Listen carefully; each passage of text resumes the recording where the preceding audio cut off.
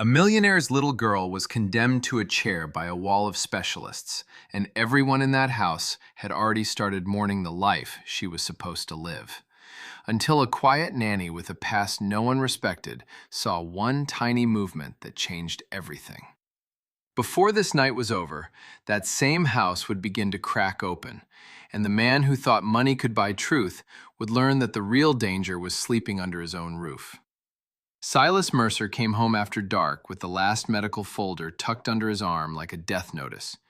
He had spent 3 months carrying his daughter from clinic to clinic, from glossy offices with framed degrees to private rehabilitation suites that smelled of lemon polish and cold machines. Every answer had been dressed up in different words, but the meaning never changed. Nina, his 7-year-old, would not walk again. The fall down the back staircase had done too much damage, they said. The body might recover in small ways. Hope should be managed.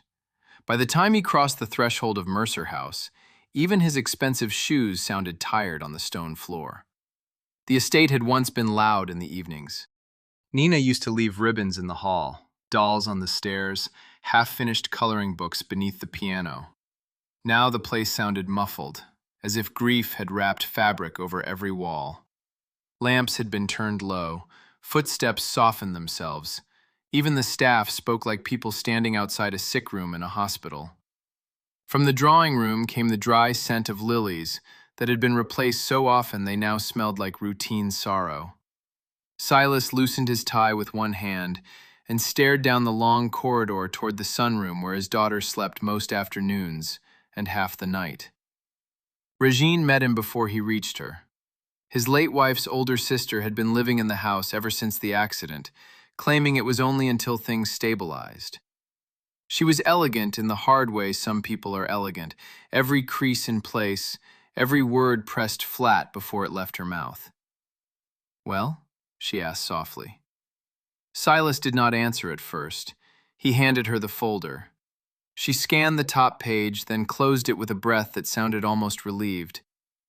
"I'm sorry," she said, "but at least now you know. You can stop chasing miracles." The sentence landed badly because something in it was too smooth, too practiced. Silas looked past her. "Is she awake?" "She had a difficult spell after lunch," Regine said. "Dr. Voss adjusted her medication. She's resting."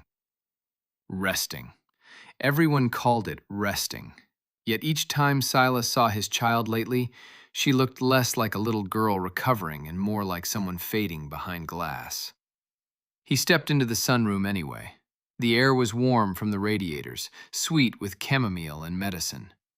Mina lay curled beneath a pale blanket, one arm flung limp over a stuffed rabbit she had loved since she was 3. Her hair, once always coming loose from braids because she ran too much, was brushed smooth over the pillow. Her lashes lay still against skin that had turned almost translucent in the lamplight. When Silas knelt and kissed her forehead, she did not wake. She only breathed out through parted lips, slow and heavy. A tray stood nearby with a little cup rinsed clean, a spoon, and a folded dosing chart. Silas glanced at it, but the lines and times meant nothing to him anymore. He had become a man surrounded by information and starved of understanding. "She shouldn't be sleeping this much," he murmured. Behind him, the answer came from a woman he had barely noticed when he entered the room. "Children heal in sleep, sir, but they should still sound like children when they wake." Silas turned. She stood near the wardrobe with one hand resting on a small valise. Mid-50s, maybe. Plain gray dress, dark cardigan, hair pinned back without vanity. Her face was gentle, but not weak. There was something steady in the way she held herself, something that belonged more to old kitchens and long winters than to a grand house. This, then, was the new live-in nanny the agency had sent after the second night nurse resigned from emotional strain.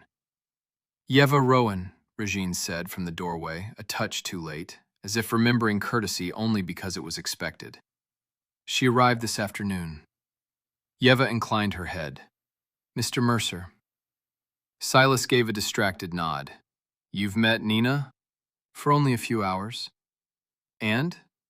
Regine let out the slightest breath. "Really, Silas."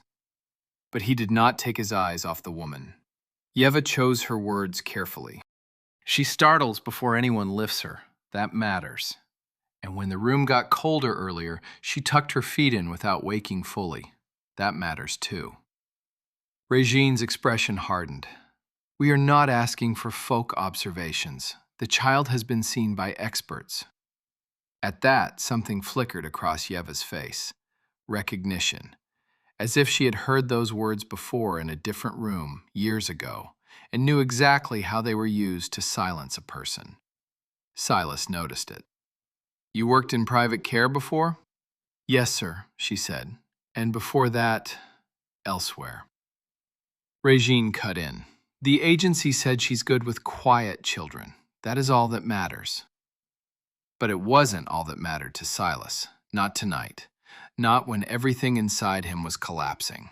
He looked again at Nina, at the stillness that no longer felt restful, and then back at the woman by the wardrobe. You said the way she moved her feet mattered, he said. Why?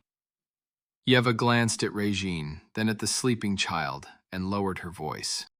Because when I placed a hot water bottle by the blanket, she said, her toes curled at warmth, and a child whose legs are truly gone to her does not answer like that.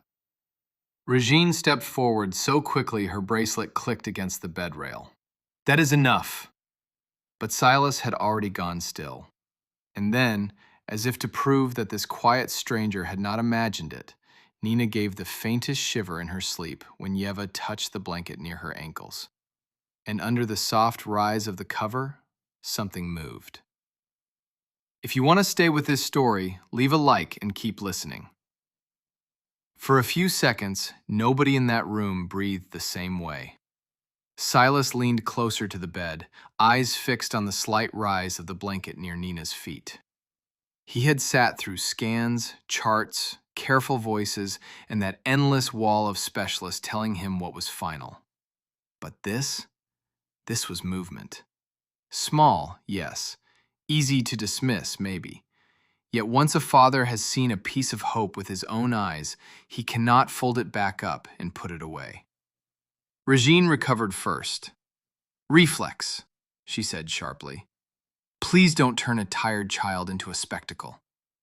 Yeva did not flinch. It may be reflex, she answered in that same quiet tone. Then it should happen the same way under the same conditions. Silas straightened slowly. What conditions? The warmth, the touch, and whether she fears being set upright. Regine gave a short, humorless laugh. You arrived this afternoon. Yeva lowered her gaze just enough to remain respectful. Yes, ma'am.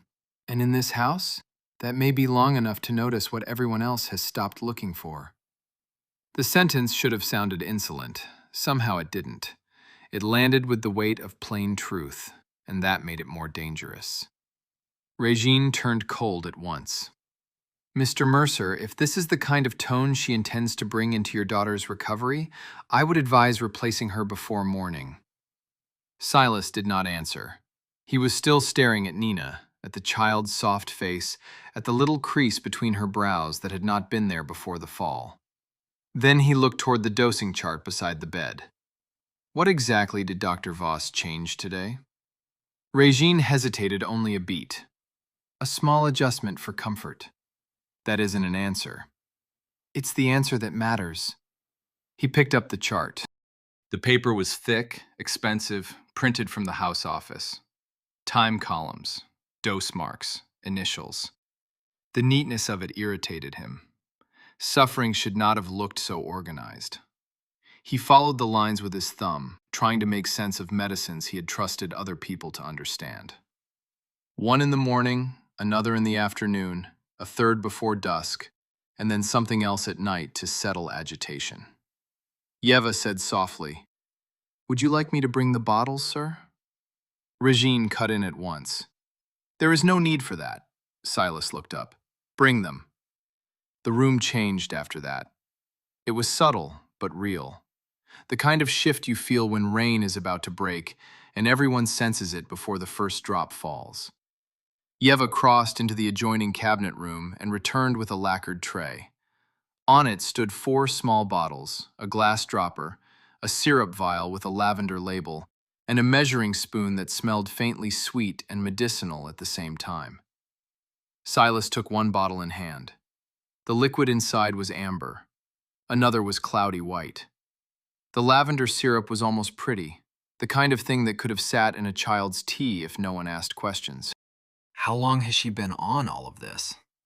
Since the 2nd week, Regine said. You know that. I know she was prescribed medication. I did not know she was sleeping through half her life. That is unfair. Yeva remained still, but her eyes moved once to the child. When I changed her gown, she said, she woke for a moment. She tried to lift her knee before she seemed to remember she was not supposed to. Regine's head turned. Not supposed to? Yeva met her stare. That is how it felt. Silas heard that, and something inside him tightened. He had spent months listening to polished language that made every pain sound inevitable. Yeva's words were rougher. They carried no diploma with them, but they had shape. They described a child, not a case. He set the bottle down harder than he meant to. I want Dr. Voss here in the morning. He has another clinic until noon. Then he can rearrange it. Regine folded her arms. Silas, you are exhausted. You heard one servant speculate and suddenly you want to question the whole treatment plan? One servant noticed movement. One servant is guessing. Yeva spoke before the argument could harden further. Then test me by daylight, sir. Don't trust me. Watch her.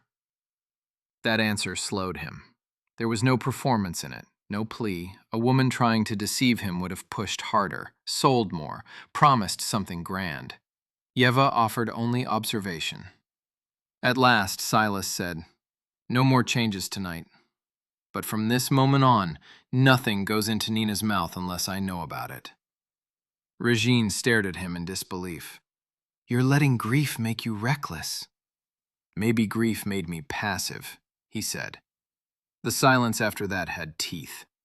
Regine left first, heels clicking away down the corridor, each step clipped and offended. Silas stayed by the bed until the house grew quieter. Somewhere beyond the windows, a sprinkler hissed over the dark lawn. From the kitchen passage came the far-off rattle of china being stacked for the night. Nina slept on, breath warm, cheeks pale. Yeva began to fold the blanket back into place, and Silas watched her hands. They were capable hands, weathered, careful, with old, faint scars near the knuckles. Village healer's hands, though he did not yet know that part of her story. Hands that had done work no polished office ever would. Why did you say she fears being upright? He asked. Yeva glanced toward the open door, making sure they were alone. Then she lowered her voice. Because when I lifted her earlier, she was still half asleep. The moment her feet drifted toward the floor, her whole body tightened. Not pain first, fear first. There's a difference. Silas looked at his daughter again, suddenly seeing the many moments he had missed.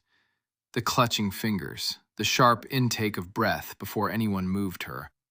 The way she seemed calmer lying flat than sitting up. Can fear do that? He asked. Yes, Yeva said, especially in a child.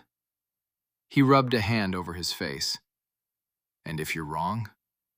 Then I am only a woman who embarrassed herself in a rich man's house. And if you're right? Yeva did not answer at once. She reached down and touched the edge of the blanket near Nina's ankles, barely a brush. Under the cover, there it was again, the faintest response, toes curling at warmth. Silas felt his pulse jump. Then Nina stirred for real. Her lashes fluttered, her mouth parted. Still deep in that drugged fog, she let out a thin little sound, frightened and sleepy all at once. And without opening her eyes, she whispered, Please, don't make me stand. By morning, that whisper in the dark had settled over the whole house like fine dust. Silas did not sleep. He stayed in the chair beside Nina's bed until dawn thinned the windows from black to pearl gray. The room smelled of cooled tea, starch from fresh sheets, and the faint, bitter sweetness of medicine. Twice in the night, the child stirred and made the same small, frightened sound when her blanket shifted near her feet. Each time, Yeva soothed her without fuss, one hand on the mattress, one low, humming note in her throat, as steady as a kettle on the edge of singing. Silas watched everything now. The way Nina's legs drew in when her sleep deepened. The way her shoulders went rigid before she was moved. The way she never once woke fully enough to ask for water. At 8:30, Dr. Adrian Voss arrived. He came in with polished shoes, a leather case, and the smooth self-possession of a man who was used to being trusted before he spoke. His cologne reached the room a moment before he did, crisp and expensive. He greeted Silas with practiced concern, touched Nina's wrist, checked her pupils, listened to her chest, and gave the little approving nod doctors use when they want a family to calm down. "She's stable," he said. "That's what matters." Silas stayed standing. How much of that stability comes from keeping her half asleep? Voss looked up slowly. "I'm sorry?" "You heard me." Regine, who had come in just behind him, exhaled in frustration. "Silas, please don't start the day like this." But he was past being managed. "My daughter asked not to be made to stand, in her sleep. She moved when warmth touched her feet, and she's on enough medication to sedate a grown man." Dr. Voss's expression sharpened. "This is why families should not interpret fragments without context. Spinal trauma often produces inconsistent responses. Distress language during sleep means very little. As for the medication, it was introduced because she was panicking during transfers." Yeva stood near the dressing screen with folded linens in her arms, as if she were there only by accident. Voss noticed her then. "And this concern comes from me," Silas said. The doctor held his gaze another second, then shifted toward Yeva anyway. "You're the new nanny." "Yes." "I understand you've made observations." "I have." He gave a polite smile that did not carry warmth. "Then let me save you trouble. You are seeing fragments of reflex, tension, and medication doing exactly what they are supposed to do. Recovery after this kind of injury is cruelly uneven. Families latch onto little motions and hurt themselves with hope." Yeva's voice stayed low. "And sometimes they hurt the child with certainty." Regine actually made a sound at that. "There it is. This is exactly what I warned you about." Dr. Voss closed his case with a soft click. "Mr. Mercer, I'll overlook the tone because everyone here is under strain. But I would advise you not to let domestic staff improvise theories around a vulnerable child." Silas took the dosing sheet from the side table and held it up. "Then explain this clearly enough that I don't need theories." The doctor stepped closer. He began talking in the language of dependence, agitation, trauma management, sleep protection. He spoke well.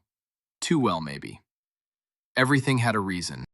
Every concern found a tidy drawer to fit inside. Yet while he was speaking, Nina gave the slightest frown and turned her face away from him in her sleep. It was small, but Silas saw it. Yeva saw it too. When Voss finished, Silas said, "No more changes today. I want exact times, exact amounts, and I want the labels brought to my study after breakfast."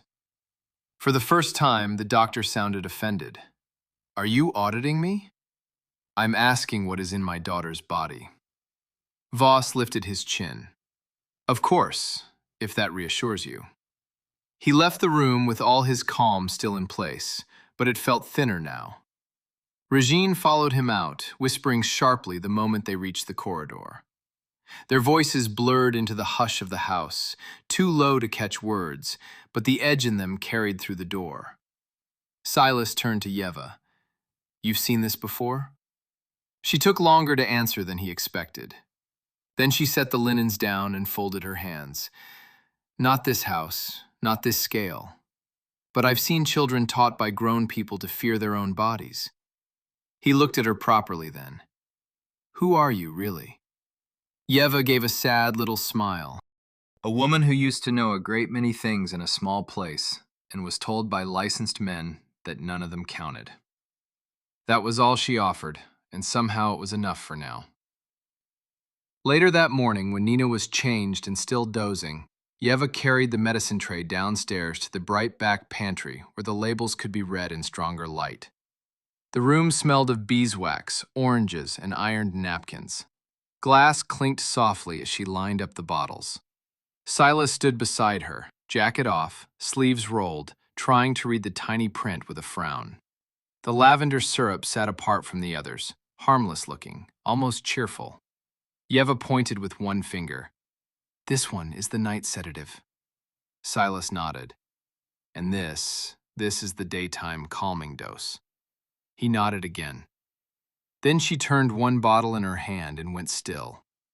"What is it?" he asked. She brought it closer to the window. "The chart says 6 drops after supper." "Yes." "The label says 3. The pantry seemed to lose all sound. Even the ticking wall clock felt suddenly far away. Silas took the bottle from her and read it for himself. 3. Clear as daylight. Then Yeva lifted the lavender syrup, uncorked it, and held it beneath her nose. Her expression changed at once. "That isn't only syrup," she said, and at that exact moment, footsteps stopped outside the pantry door. The footsteps stayed there for one long second, just outside the pantry, and then moved on. Neither of them spoke until the sound faded down the service corridor. The pantry suddenly felt close, almost airless. Morning light fell across the copper pots on the wall and the glass jars of tea leaves, turning everything ordinary and bright, while Silas stood there with a mislabeled bottle in one hand and his heart pounding hard enough to make him angry. "Well?" he asked quietly. Yeva kept the uncorked vial near her face another moment, then lowered it. "There's a sedating tincture in this. I can't name the brand from smell alone, but I know the weight of it. Sweet lavender over something bitter." She touched the bottle with one finger. "If she's taking this as well as the listed drops, then the chart is hiding part of what she's receiving."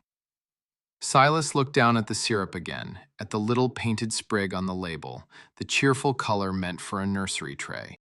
"Who prepares it?" A voice answered from the doorway before Yeva could. "I do, when the nurse isn't here." It was Mrs. Bell, the senior housekeeper, a broad, capable woman in her 60s who had worked for the family long before Nina was born. She stood with a stack of folded tea towels in her arms, face suddenly drained of color. "I'm sorry, sir, I knocked." Silas turned to her at once. "Come in." She hesitated, then obeyed. "Who gives this to Nina?" Mrs. Bell swallowed. "Usually the afternoon nurse. Sometimes Miss Regine brings it up herself if the child is restless." "And you knew it had more in it than syrup?" "No, sir. I only knew Dr. Voss said it soothed her nerves." The woman looked stricken, and Silas believed her. This house had been running on trust, titles, and routines. A bottle labeled gently enough could move through 100 careful hands without one person stopping to ask whether the kindness in it was real. Yeva set the cork back in place. "Sir, if you want the truth, you need 2 things now: watchfulness and time before they know you're watching." Silas gave a bleak laugh. "I'm not sure I have either." But he was already thinking faster than he had in weeks. Numbers, schedules, who had access, what could be copied before anyone cleaned it up. The businessman in him had not died under grief. It had only gone quiet. Now it was waking. He told Mrs. Bell, "From this moment, nothing from Dr. Voss, the nurse, or my sister goes upstairs unless it comes through me or through Yeva first. If anyone asks why, you tell them I'm reviewing Nina's routine. Calmly. No gossip." Mrs. Bell nodded at once. "Yes, sir. And say nothing about this bottle." That earned him a sharper look from Yeva. She approved, he could tell. By late morning, Mercer House had settled into its false peace again. Silver trays moved through corridors. Doors opened and closed softly. Somewhere in the distance, a vacuum hummed and stopped. But Silas could feel the strain under it now, like wire pulled too tight. He took the labeled medicines, the chart, and the syrup to his study, locked the door, and photographed every line and every bottle with his phone. Then he called his private office manager and told her to retrieve the pharmacy invoices for the last 3 months from the household account. He did not explain why. He only said it was urgent and confidential. When he finally returned upstairs, he found Yeva beside Nina's window seat, only sitting close while the girl rested with a blanket over her lap. Sunlight warmed the pale rug. Outside, trimmed hedges shone wet from the sprinkler. Inside, there was the smell of oatmeal, soap, and the faint garden scent drifting in through the cracked window. Nina was awake. It startled him more than it should have. Awake, not floating, not staring through him. Her eyes tracked the room. When she saw him, she lifted a hand from the blanket. "Papa." His throat tightened so fast he had to pause before answering. "Hi, sweetheart." "You came back." "I always come back." She gave the tiniest nod, as if that took effort. Then her gaze shifted toward Yeva. The child's fingers were wrapped around the edge of the nanny's sleeve, holding on by choice. Yeva spoke lightly, as if nothing in the world were wrong. "Nina was telling me your father never sings in tune." A faint spark crossed the girl's face. "Never." Silas almost laughed from the shock of hearing that old opinion. "That is slander." "It's true," Nina whispered. That 1 minute told him more than 3 weeks of consultations. When the fog thinned, his daughter was still in there, bright, observant, even a little mischievous. The sight of it filled him with joy so sharp it nearly felt cruel. Then Yeva moved a footstool aside with a soft scrape. The change in Nina was instant. Her mouth closed. Her shoulders rose. Both hands clamped onto the blanket so hard her knuckles whitened. She didn't cry. She didn't complain. She looked at the floor the way a child might look at deep black water. Silas dropped to one knee in front of her. "Nina, honey, no one is making you do anything." Her breathing quickened. Yeva's voice stayed warm, slow, almost musical. "That's right. Nobody's asking. We're only sitting by the sunshine." She laid a hand over the child's shin through the blanket, steady and calm. "Can you feel the warm patch on your toes?" A beat passed. Then a second. Anticipation's shoulders loosened by a fraction. Her eyes stayed on the floor, but she whispered, "It's warm." Silas looked down. A stripe of sunlight had crossed the blanket near her feet. Even through the fabric, there was the smallest answering flecks beneath. Yeva did not look triumphant. She looked sad. After a while, Nina drifted into a lighter nap, clearer than before, but tired. Silas followed Yeva into the hall and shut the door carefully behind them. "You knew that would happen," he said. "I hoped it would." "Who did this to her? The fear, I mean." Yeva's gaze moved down the corridor toward the main stairwell. "I don't know yet." He studied her face. "Yet?" She folded her hands. "Sir, children don't usually become afraid of standing by accident. They become afraid because something has taught them to be." Silas felt cold spread through him. And then, from inside Nina's room, there came a small cry, followed by 3 words, hoarse and frightened, spoken clearly enough for both of them to hear. "Henri said." Both of them were moving before the child finished the phrase. Silas reached the bed first and dropped beside it so quickly his knee struck the rug. Nina was half tangled in her blanket, eyes still closed, breath fluttering high in her chest. Yeva slid in on the other side and laid one calm hand over the girl's forearm. The room held that late morning hush rich houses always have, a hush made of thick carpets, closed doors, and money trying to look like peace. But inside that hush, Nina sounded frightened enough to break his heart. "Nina," Silas said gently, "sweetheart, I'm here." Her lashes trembled. "Aunt Reese said," the words came out sticky with sleep, Don't tell Daddy if I was bad." Silas looked up at Yeva. The blood seemed to drain from his face all at once. Yeva did not let the silence widen. "No questions yet," she murmured. "She's still floating. If you press now, she'll only sink." He understood what she meant, though every part of him wanted to seize the moment and shake truth out of it. Nina's fingers had curled into the sheet. Her mouth was trembling. Yeva began stroking slow circles over the blanket near her shin, never too high, never toward the foot of the bed where the panic seemed to live. "You are safe," Yeva said softly. "No one is cross. No one wants anything from you." Nina's breathing eased a little. Her lips parted again. "She said, if I stood wrong." The rest disappeared into a whimper. Then she turned her face into the pillow and began to cry in that exhausted, silent way children cry when they have done too much of it already. Silas bowed his head.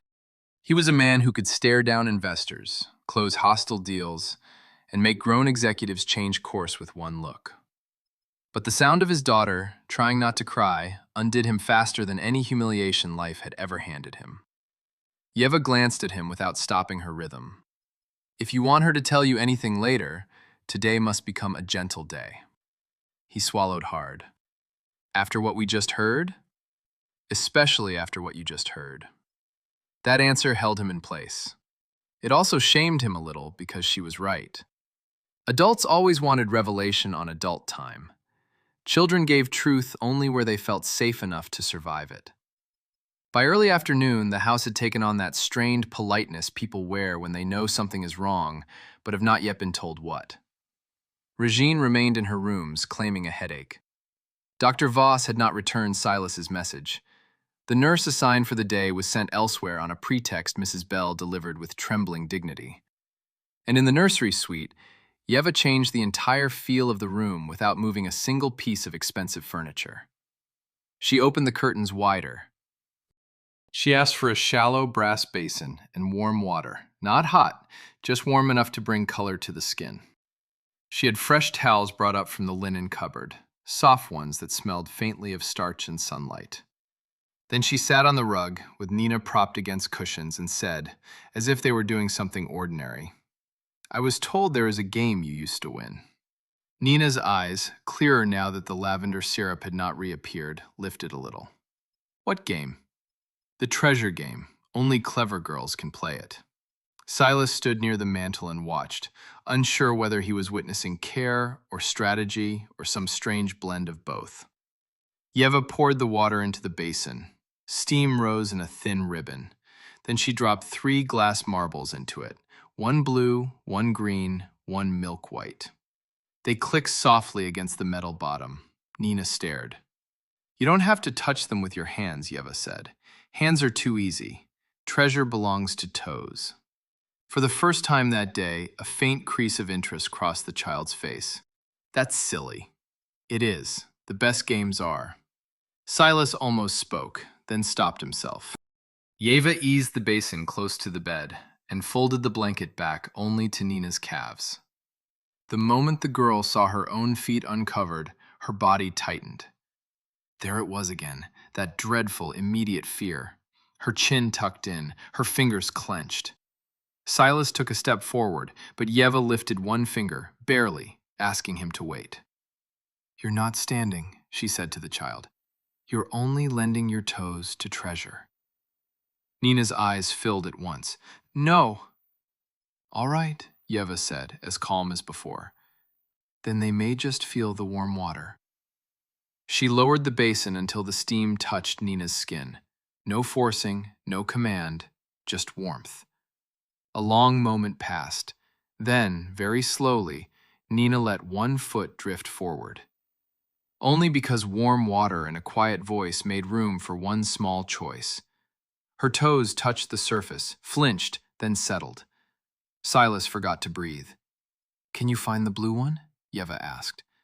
Nina shook her head immediately, but she did not pull back. The basin gave another delicate clink as one marble rolled.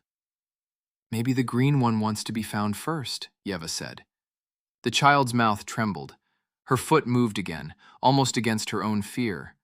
Her toes spread, then curled in. Once. Twice.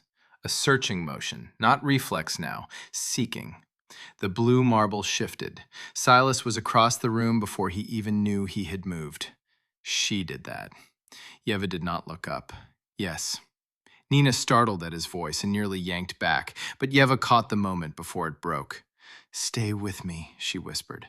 "Just the warm water. Just one little thing." And then it happened. The girl trapped the green marble between her toes for one shaking second and lifted it clear of the water. Silas made a sound that was half laugh, half sob. At that exact moment, the nursery door opened and Dr. Voss's cool voice cut through the room. "What exactly is going on here?" No one answered him right away. The basin still trembled faintly from where Nina had lifted the marble. One green bead rolled back into the warm water with a tiny click. Yeva kept one hand near the child's shin, steady as ever, while Silas turned toward the door. Dr. Voss stood there with his leather case in one hand and a controlled look on his face, the sort of expression meant to signal concern while measuring the room. Behind him, just over his shoulder, Regine had appeared as if summoned by scent alone. Silas rose slowly. "Something useful," he said. The doctor's eyes moved from the basin to Nina's uncovered feet, then to Yeva. "I see." His tone cooled another degree. "And who authorized this?" Nina had already drawn back from the sound of his voice. Her shoulders crept up. The marble slipped from between her toes and splashed softly back into the basin. The small spark in her face vanished so fast it hurt to witness. Yeva reached for the towel without fuss. She was playing. "She is under neurological restriction," Dr. Voss said. "Play can become strain very quickly." Silas stepped between them before the doctor could come closer. She just gripped a marble with her foot. Voss gave a tired breath through his nose. "Children with incomplete control can produce isolated flexion.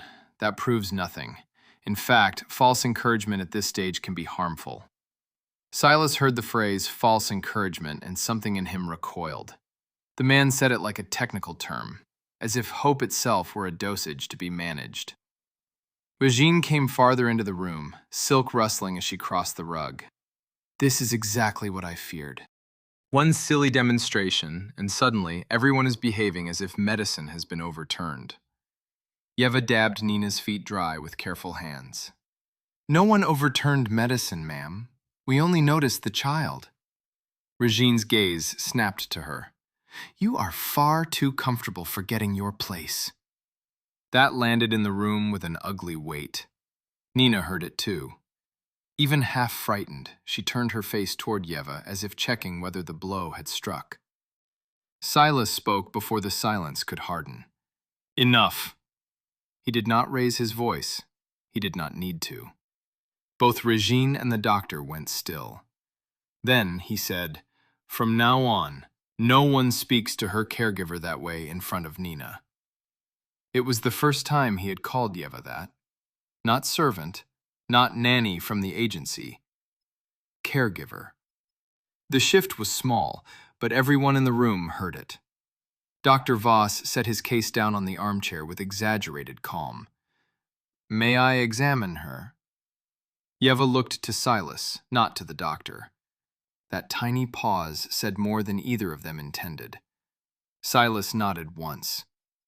Voss approached the bed. The smell of his cologne reached Nina before his hand did, and her whole body reacted. Her fingers knotted in the blanket. Her knees tightened under the cover. He asked her to relax, to breathe, to let him check tone and response. She obeyed the way frightened children obey adults they do not trust. When he tapped below the knee, the response was there. When he pressed the sole lightly, there was withdrawal. When he tried to guide one leg toward the edge of the bed, Nina whimpered and clamped both hands on the mattress. "There," he said, stepping back as if proving his own point. "Severe transfer anxiety. That is precisely why I have emphasized sedation." But Silas had seen the order of it now. Fear first, touch second, movement last. Yeva had seen it too. She said nothing while Voss talked. She only drew the blanket back over Nina's feet and gave the child a small cloth rabbit to hold. The doctor began another smooth explanation, full of careful phrases. central trauma, guarding response, protective stabilization. The same polished confidence that had helped build that wall of specialists around Silas's despair. But this time it was no longer enough. Because while he spoke, Nina's eyes stayed fixed on the door, watching as if she wanted to make sure he would truly leave. Silas crossed to the mantel and picked up the medicine chart he had left there earlier. "I want one thing clarified now," he said. Dr. Voss turned. "Of course." Silas held up the bottle from supper dosing. "Why does this label say 3 drops when the chart says 6? For the first time, the doctor did not answer immediately. Regine recovered faster than he did. Perhaps the pharmacy changed concentration. "Did they?" Silas asked, still looking at Voss. The doctor folded his hands. "Compounded medications can vary slightly by batch.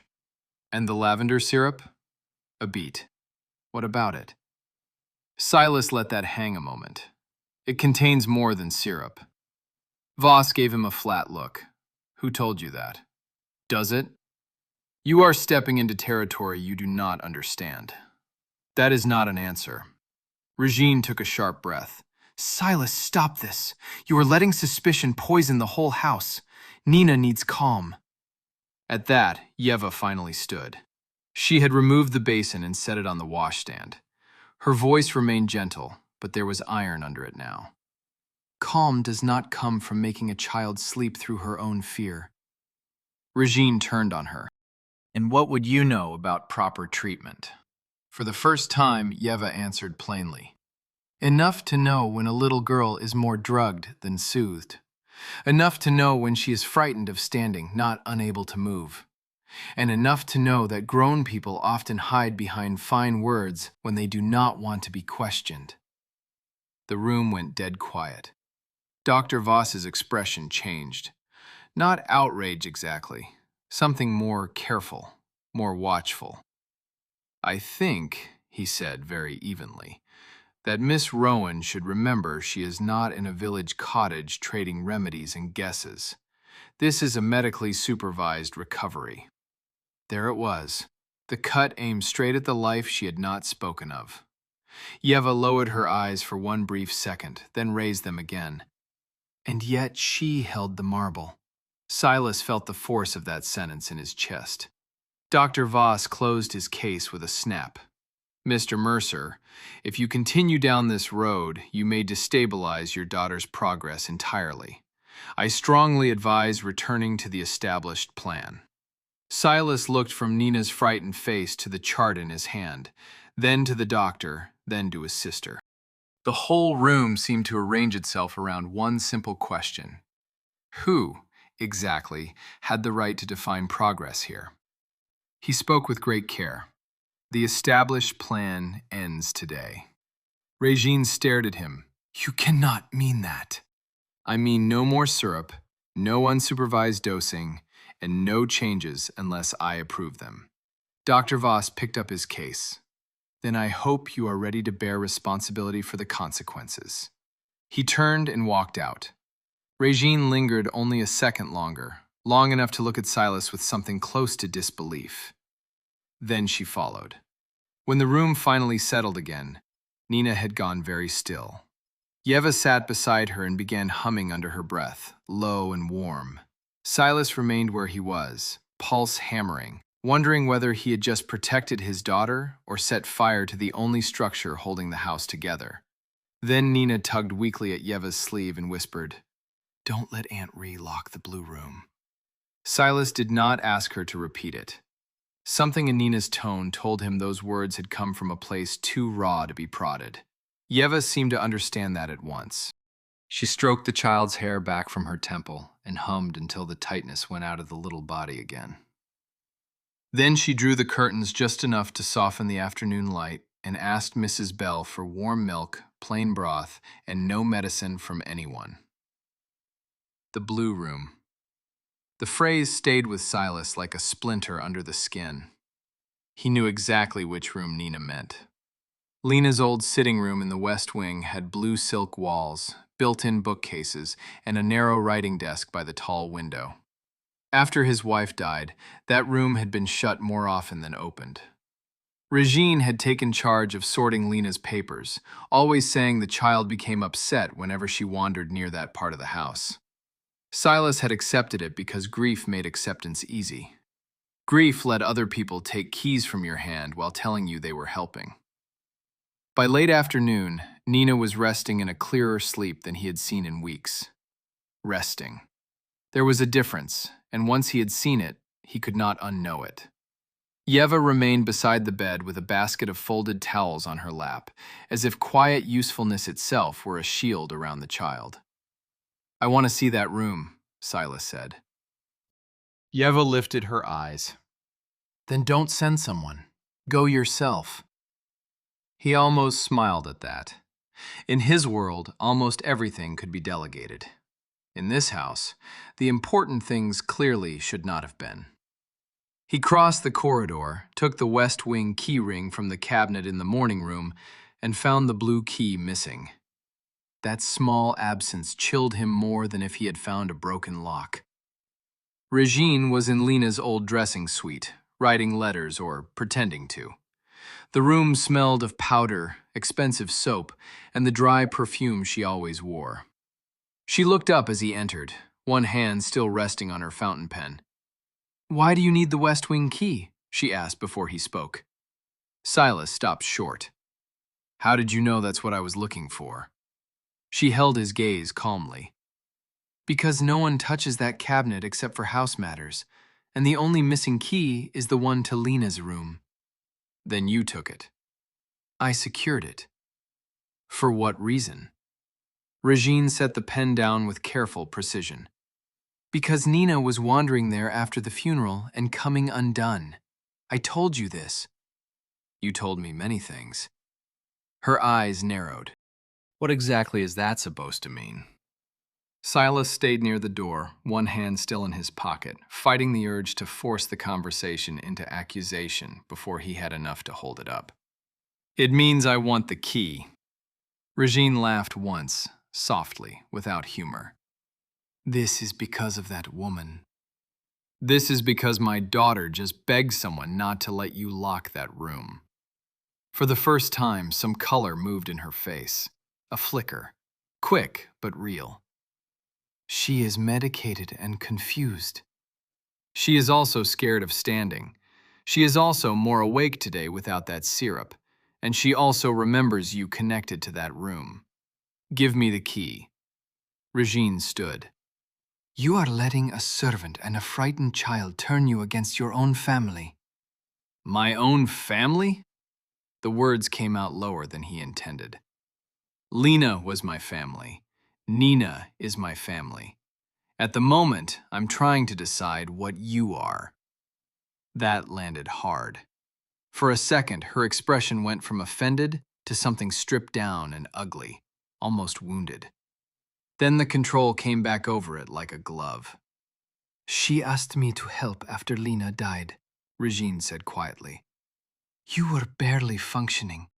"You buried yourself in work calls and memorial arrangements and legal papers because if you sat still, you would have had to feel something. So yes, I stepped in.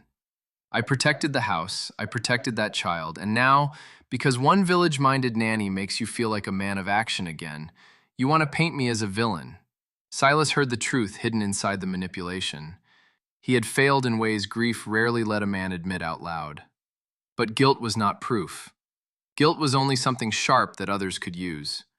"The key," he said again. Regine went to her writing desk, opened the middle drawer, and laid it on the blotter between them. "Take it," she said. "And when you find nothing there but Lena's books and old scarves, I hope you'll remember who stood in this house when you couldn't." He took the key without answering.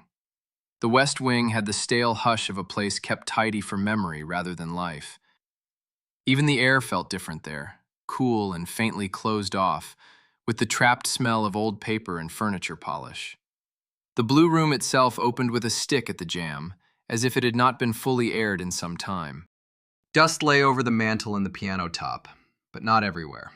Not evenly. Silas noticed it at once. The edge of the writing desk had recent smudges where hands had brushed across it. One cabinet door along the far wall had a cleaner brass handle than the others. He stepped inside and shut the door behind him. Lena's presence was everywhere. Her reading lamp with the cracked shade she'd refused to replace, a needlepoint cushion she'd never finished, a pressed fern still inside a book on the window seat.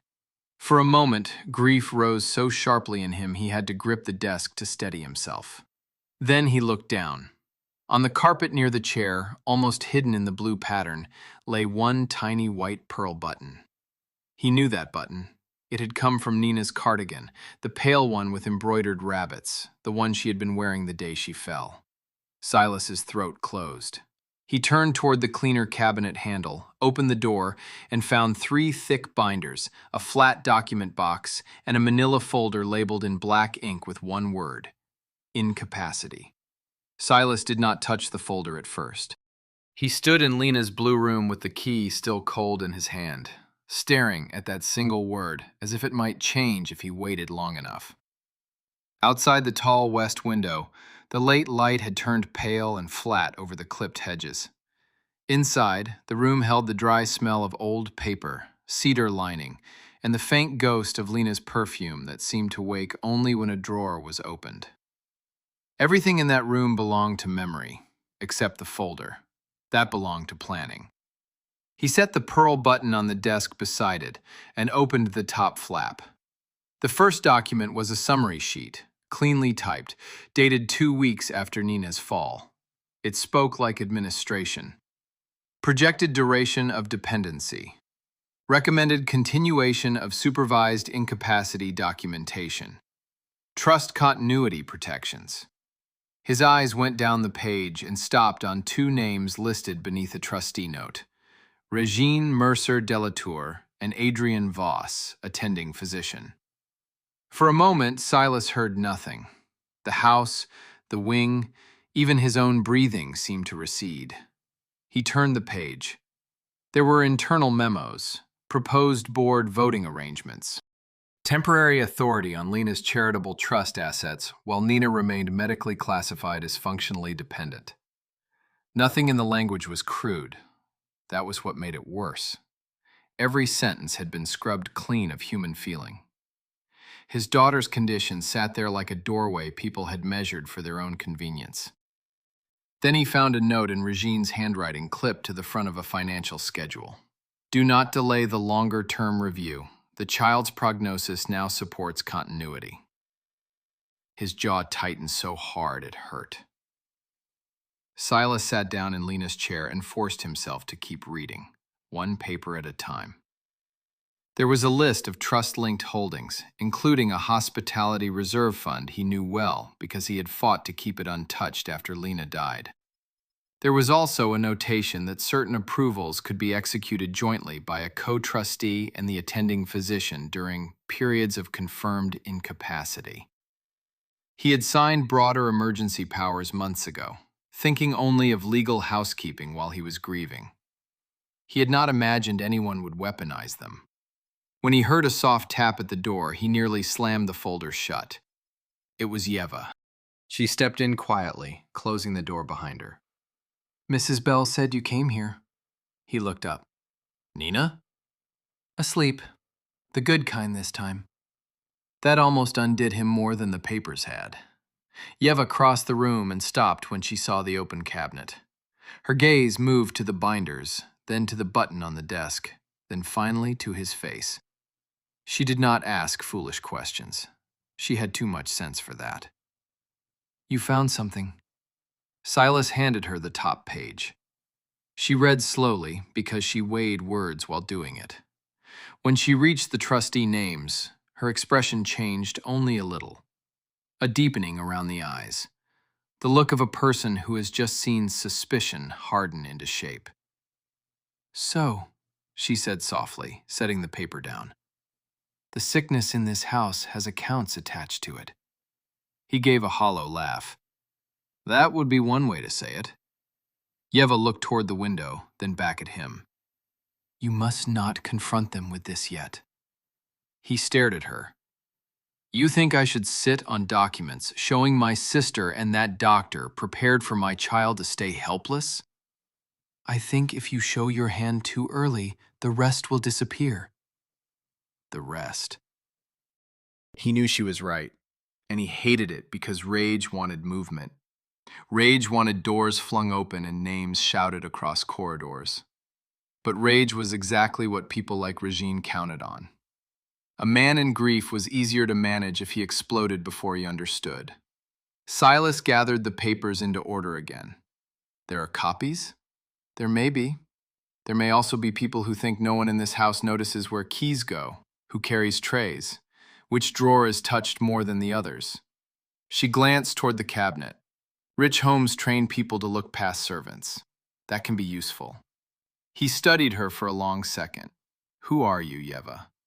She gave him that same restrained half-smile he had seen once before. A woman who learned long ago that powerful people love expertise when it agrees with them and despise it when it comes in plain clothes. Then she pointed lightly to the margin of one page. This line. He leaned in. Beneath a typed recommendation was a short notation from someone else, probably added later in pencil. Reassess before autumn board session. Current presentation remains favorable. Silas read it twice. Presentation? Yes, Yeva said. That is a performance word. The room felt colder.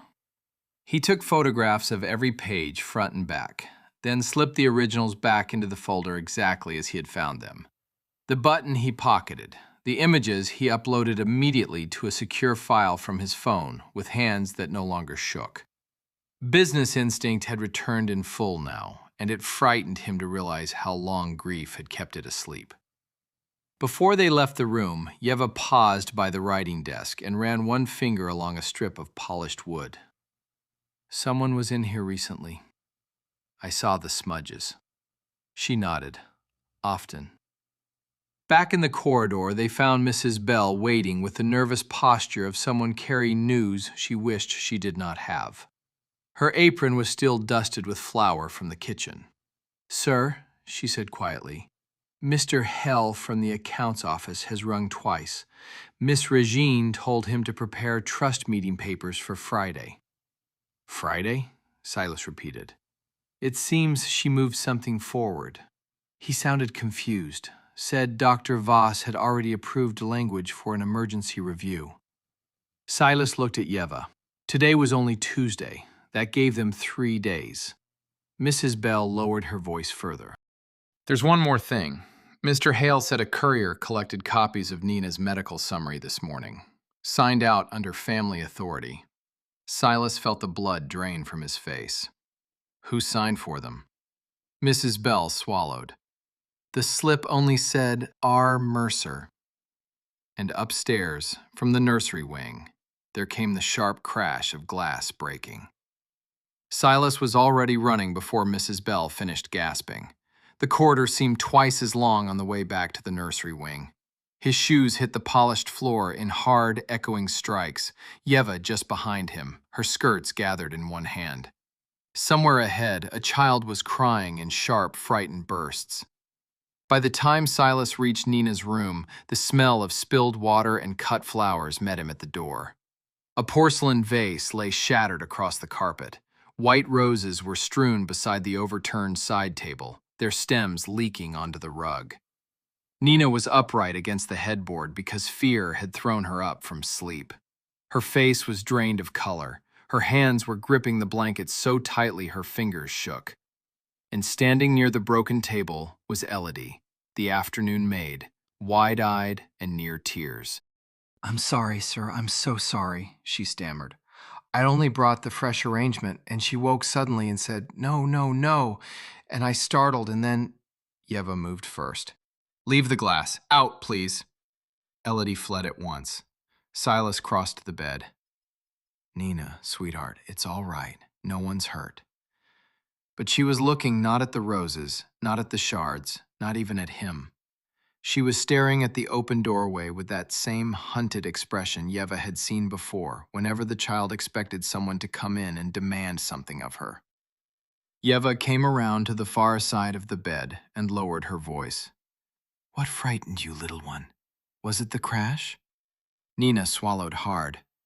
I thought he came back." Silas felt it in his chest like a fist. Who?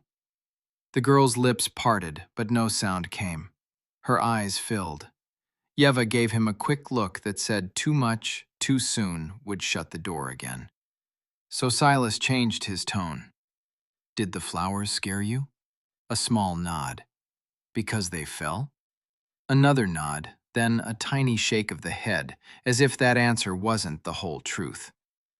Yeva sat on the edge of the mattress and drew the blanket smooth over Nina's knees. Was it the noise or the doorway? This time the answer came at once. The doorway. The room went still except for the slow drip of water from the overturned vase to the carpet.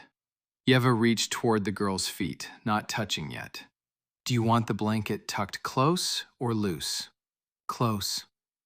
That simple choice settled her a little. Yeva tucked the fabric around her calves and asked Mrs. Bell, who had returned silently with a dustpan, to remove the broken porcelain without scraping the shards against the wood floor. Even that mattered now. Everything mattered. Sound mattered. Doorways mattered. Surprise mattered. When the room was quiet again, Silas sat in the chair near the window and forced himself to become patient. It was the most unnatural thing in the world for him. He had spent his life solving problems by speed, decision, leverage. Yet every time he pushed, the truth in his daughter retreated. Every time Yeva softened the room, it came 1 inch closer. By evening, the nursery had been rearranged, not dramatically, just enough to change the child's sense of the place. Yeva moved the side table away from the bed so nothing could crash beside her again. She asked for a low lamp instead of the tall one with the swinging shade. She rolled a thick quilt near the foot of the bed and laid 2 cushions on the rug, creating what looked like an ordinary nest for stories, though Silas understood it was also a border, a gentler invitation toward the floor, without a single word about standing. Mrs. Bell brought up chicken broth and small pieces of toast. Nina ate almost half the bowl, which Silas would once have called nothing and now saw as huge. Each sign of wakefulness felt like a lantern appearing, one by one in a dark field. Later, when dusk had turned the windows violet, Silas went to his study and made 3 calls. The first was to his office manager, telling her to retrieve all trust movement records tied to Lena's holdings, especially anything approved under medical emergency language. The second was to the accounts director, Mr. Hale, with instructions to delay Friday's paperwork on the excuse of signature review. The third call took longer for him to place. Mara Kent answered on the second ring. She had once overseen recovery operations at one of his hotels after a fire in a spa wing years earlier. Not as a doctor, but as a specialist in care systems, compliance, and patient environment. The kind of professional who noticed when beautiful institutions lied through tidy procedures. Mara, he said, keeping his voice low as he watched the dark lawn through the study window. I need discretion. That usually means trouble, she replied. It means I want you here tomorrow to observe a child's recovery without anyone in this house knowing why you've come. There was a pause. Medical concern? Yes. Abuse concern? The word landed like ice water. He closed his eyes. I don't know yet, he said. Mara's voice changed at once. No more casual tone. Then I'll come. When he returned upstairs, he found Yeva sitting cross-legged on the quilt by the bed, telling Nina a story about foxes crossing snow without leaving a straight trail. It was such a simple, country kind of tale that it should have sounded out of place in Mercer House. Instead, it fit the room better than all the expensive quiet ever had. Nina was listening, fully listening. Her head rested against the pillows, but her eyes were following every word. Silas stood at the door for a moment before entering. Yeva looked up, and he gave the smallest nod. Tomorrow. She understood. Then Nina said something that stopped both adults cold. Papa? Yes, love. She looked at the quilt on the floor, then at the bed rail, then back at him. Her voice was tiny. If I tell the truth, will Aunt Ree be angry again? And before Silas could answer, footsteps approached in the hall and stopped outside the nursery door. The footsteps paused outside just long enough to change the air in the room. Nina's fingers tightened around the blanket. Yeva did not turn toward the door at once. She only rested her palm lightly over the child's ankle through the covers, grounding her there, keeping the moment from breaking apart. Silas rose from the chair by the bed and crossed the rug in 3 quiet steps. When he opened the door, it was not Regine. A woman in a charcoal coat stood in the hall with an overnight bag at her feet and rain on the shoulders of her sleeves, though the night outside had only misted. She was in her early 50s, broad-shouldered, plain-faced, with alert gray eyes that missed nothing. Mara Kent did not belong to Mercer House, and for that reason alone she felt like a relief. "You said discretion," she murmured. Silas stepped aside. "Come in." Mara entered without ceremony. She took one look at Nina, one look at Yeva on the floor beside the bed, and one long look at the rearranged nursery, the low lamp, the moved table, the quilt, the untouched medicine tray left deliberately out of reach on a side cabinet. Her eyes paused there a fraction longer. Nina stared at her, uncertain. "This is my friend Mara," Silas said gently. "She's here to help us make sense of things." Mara set her bag down and crouched until she was nearly eye level with the child. "I don't like making sense of things at night," she said in an easy tone. "At night, I mostly like tea and honest furniture." Nina blinked. "Honest furniture?" "The kind that doesn't wobble and doesn't surprise you." A tiny line of thought appeared between the girl's brows.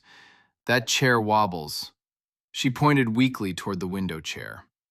Mara looked at it solemnly. "Then I already trust your judgment."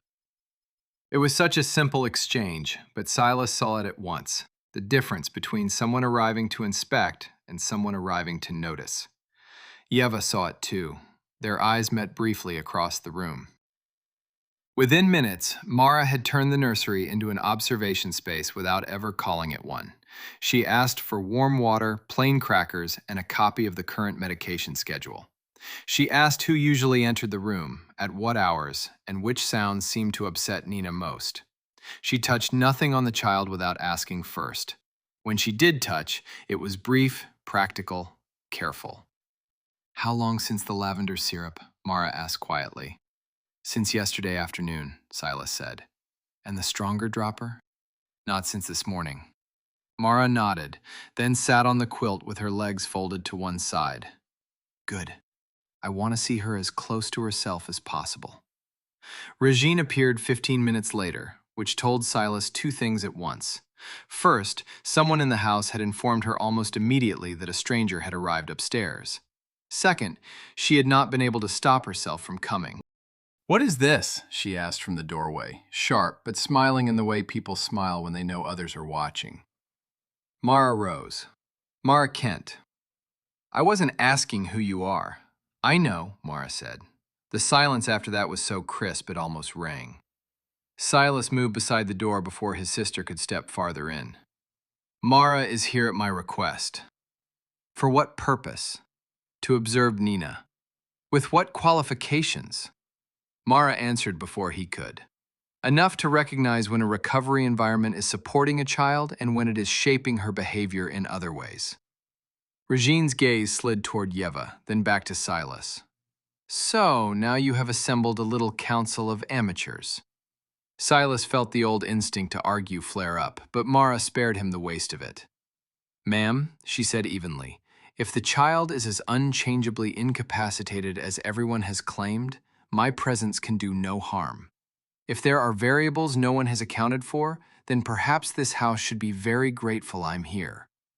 Regine's smile thinned. Before she could answer, Nina made a soft sound from the bed. Not fear this time. Weariness. Yeva stood at once. "Enough grown-up voices. She's had too many." That ended the scene more effectively than shouting could have. Regine left with her dignity gathered tightly around her, but not before Silas noticed something small and troubling. She did not look at Nina on the way out. She looked at the medicine tray. Once the room settled again, Mara began in earnest. She asked Nina if she would play a game of Tell Me With Your Body. No pressure, no tests by name. She tapped a finger to the blanket and asked, Can your left toes wiggle if they feel brave? Nina hesitated. Yeva hummed under her breath, very low. A moment later, the fabric stirred near the child's left foot. Mara did not praise too quickly. She only nodded as if that were useful information, which it was. Then she held her palm near Nina's sole without touching. Now, if I make this side warm with my hand, tell me whether your foot likes it. Nina's eyes dropped to the blanket. After a pause, there it was again, the faint response under the cover. A little flex, the same truth Yeva had first seen. Toes curling at warmth. Mara's face did not change much, but Silas knew enough about professionals to recognize when restraint itself meant surprise. Interesting, she said softly. She continued for almost 40 minutes. She checked how Nina tracked voices. She watched how the child's breathing changed when someone mentioned the floor. She noted that the panic came before contact, before weight, before any real effort. She asked whether Nina preferred her feet tucked, free, or wrapped in something warm. She watched her hold a spoon. She watched her refuse one sound from the hall and ignore another. Every detail became part of a pattern. At last, Mara stood and walked with Silas into the dressing room just beyond the nursery. Yeva stayed with Nina, giving her sips of water and murmuring about foxes again. The dressing room smelled faintly of lavender sachets and cedar drawers. Mara closed the door most of the way behind them. Well? Silas asked. She did not soften it for him. I'm not giving you a diagnosis. I'm giving you an observation. That child has more active response than the current prognosis allows for. Her fear reaction is learned and specific. It spikes around expectation, especially being brought upright. And she has been medicated heavily enough that any clean functional assessment would be compromised. Silas leaned both hands on the dressing table. So they were wrong. Mara watched him carefully. At the very least, they were declaring permanence through a fog. He looked up. And at worst? Mara took a breath. At worst, someone benefited from keeping her passive, frightened, and easy to classify. The words landed between them with terrible clarity. Silas reached into his inside pocket and pulled out his phone. I need this in writing. You'll have it, Mara said. But before I draft anything, there's one more thing you should know.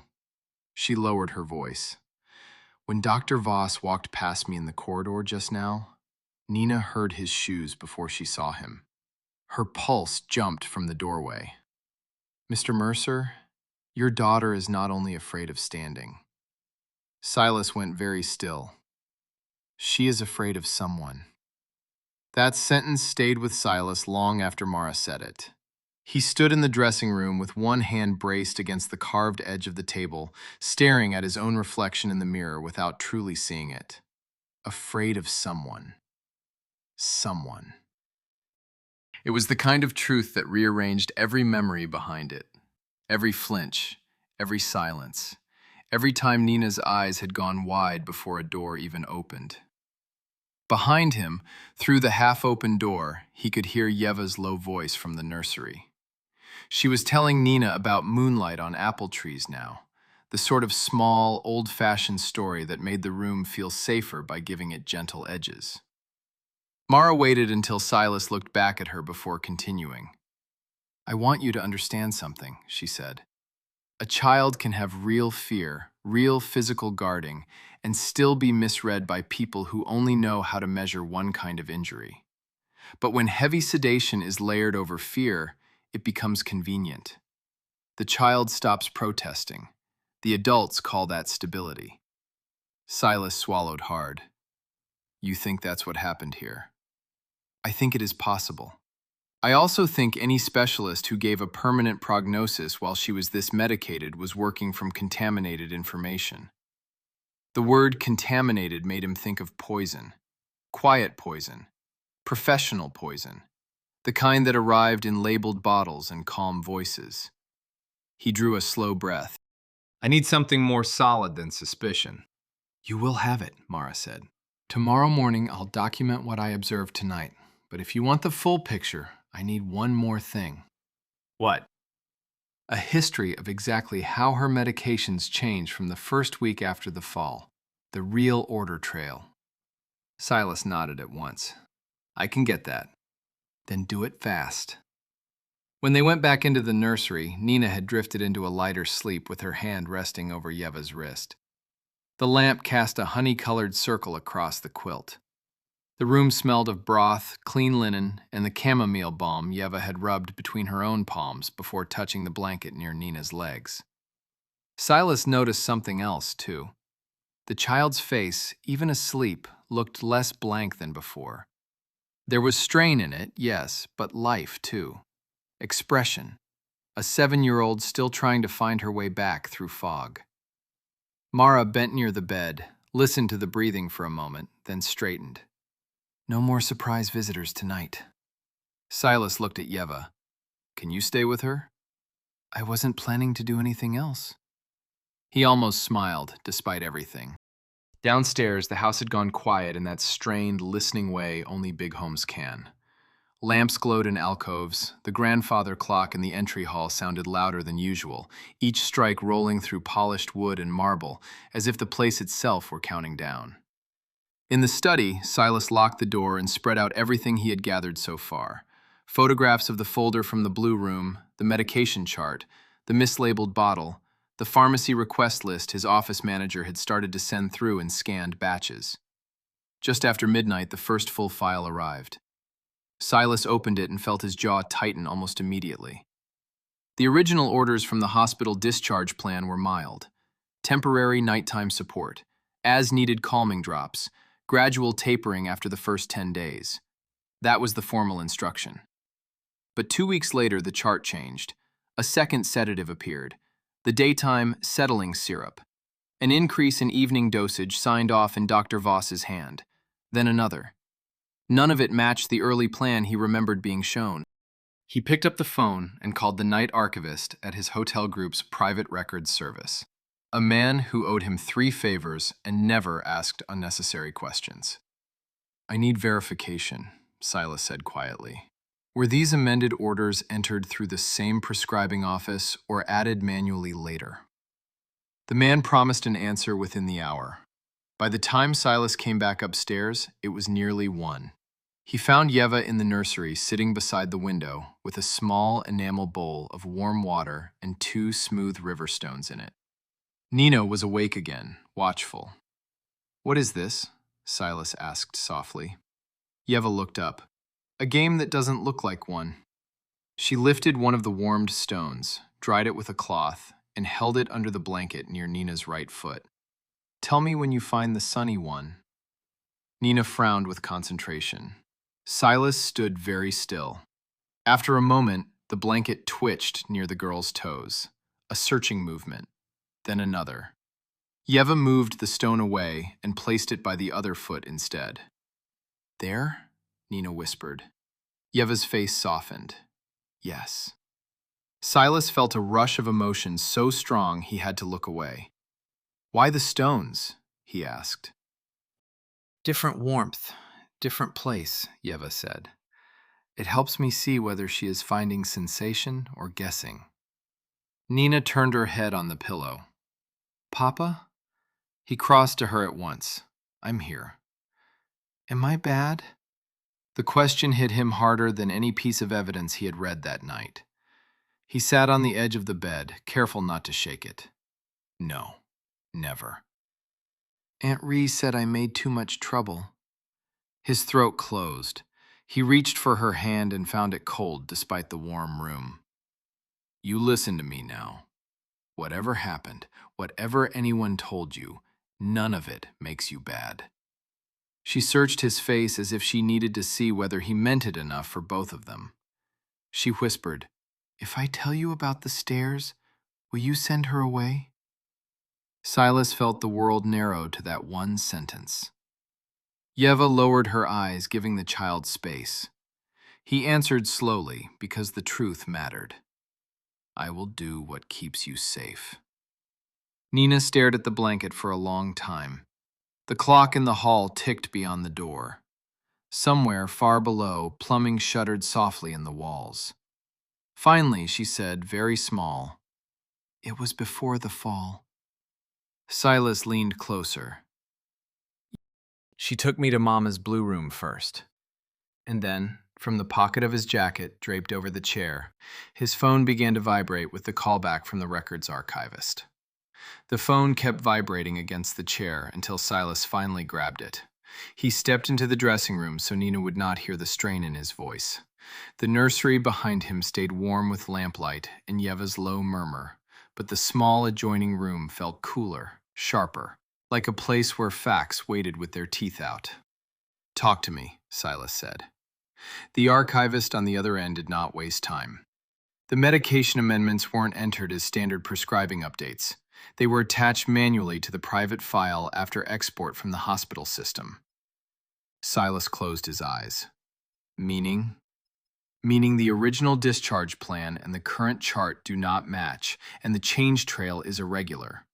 I also found 2 pharmacy fulfillment paths, one through the pediatric discharge order, which is clean, another through a private compounding account under Dr. Voss's office authorization. Silas gripped the phone harder. "Can you prove that?" "I can prove the account numbers, dates, and delivery entries. One more thing. The private compounding file includes a preparation listed as floral suspension for compliance support. The lavender syrup." He thanked the man, ended the call, and stood still for a long moment, the hum of the house pressing in around him. Somewhere in the wall, old pipes clicked softly. Down the corridor, a floorboard settled. The sounds of home had never seemed so untrustworthy. When he walked back into the nursery, Nina had not drifted away from what she had started to say. She was watching the doorway with the solemn, guarded face of a child deciding whether truth was safe tonight or not at all. Yeva remained seated near the bed, one hand resting on the quilt, present without crowding. Silas came back to the bedside and crouched so his face was level with Nina's. "You were telling me about the blue room." The child swallowed. "Aunt Ree said we were playing a secret." Yeva did not react outwardly, but Silas saw her attention sharpen. "What kind of secret?" he asked. Nina's fingers picked at the blanket seam. "A quiet one." "Did she take you there alone?" A pause, then a nod. Silas kept his voice soft. "Was anyone else with you?" This time, Nina's eyes moved, not to the door, but to the polished shoes he had left near the chair. A tiny, involuntary glance, and then away. Mara had been right. The fear was linked. "She said Dr. Voss was helping," Nina whispered. The room went very still. Yeva spoke before silence could turn heavy enough to crush the child. "You are doing well, little bird. Just one piece at a time." Nina seemed to settle at that. Silas hated the endearment for how tenderly it landed when he himself felt made of barbed wire. But she trusted Yeva's pace, and right now that mattered more than his need. "What happened in the room?" he asked. Nina's forehead creased. "Aunt Ree said Mama kept important papers there and I had to be careful. She told me to stand by the little desk and not wiggle." Silas remembered that desk. Narrow blue leather top, tucked by the window. Too tall for Nina to stand at comfortably unless someone placed her there. "Did you want to stand there?" "No." "Why not?" She looked up at him, almost offended by the question. "Because I was scared." "Of what?" The answer came so fast it made his heart stop. "Of falling." Yeva glanced at Silas, then back to the child. "Had you already fallen before that?" Nina frowned, confused. "No." There it was, a child's sequence, simple and devastating. Fear before the accident, not after. Silas sat back on his heels. The room seemed to tilt. If she had been frightened of falling before she ever fell, then someone had already placed terror inside the moment. Someone had arranged the feeling before the event that justified it. "Did someone tell you you would fall?" he asked quietly. Nina's face tightened.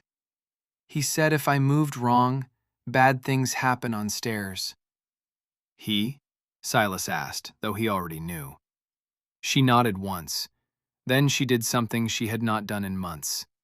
She lifted both hands toward her father, not to be carried out of weakness, but because a child telling the truth needed somewhere to put herself afterward. Silas gathered her carefully against his chest. She was too light. That thought stabbed him every time. Into his shoulder she whispered, "I didn't want Mama's room locked." Yeva rose and drew the blanket higher over Nina's legs while she rested against him. "That may be why she keeps circling back to that room," she said softly. The memory begins there. Silas nodded, unable to speak for a second. Then Mara, who had quietly returned to the doorway after taking a call of her own downstairs, stepped in and shut the door behind her. Her face told him she had something new. "I contacted a pediatric pharmacologist I trust," she said. "Off the record for now. I described the listed dosages and the extra compounded syrup. He said the combined sedation level would absolutely flatten a child's responsiveness over time." Silas looked up. "Flatten?" "Blunt reaction, delay initiation, increase passivity, make assessment unreliable, especially if fear is already present." Yeva's eyes darkened. "So the fog was built." Mara gave a grim nod. "More than that. If those private compounding records hold, someone was not simply treating distress. Someone was maintaining a presentation." The same word from the trust papers. Presentation. Silas felt rage rise so fast he had to stand before it showed on his face. Nina was still leaning against him, listening even when she seemed tired. He would not let her feel that storm. Instead, he carried her gently back to the pillows and brushed her hair from her forehead. No more questions tonight. Her hand caught his sleeve. "Will Aunt Ree know I told?" "No," he said at once. It was not a complete truth. Regine would know soon enough that the ground beneath her had shifted. But Nina needed safety now, not legal precision. Yeva began her soft humming again, and the child's breathing slowly lengthened. Mara moved with Silas to the hallway, where the sconces cast pale gold light over the long runner and the whole wing smelled faintly of waxed wood and night flowers drifting in from an open landing window. "We're past suspicion," Mara said quietly. "You need independent medical eyes on her in the morning, and you need to secure every record in this house tonight." "I've already delayed Friday as much as I can." "Then delay it more." He looked down the corridor toward the west wing. "If I make one wrong move, they'll destroy whatever is left." Mara folded her arms.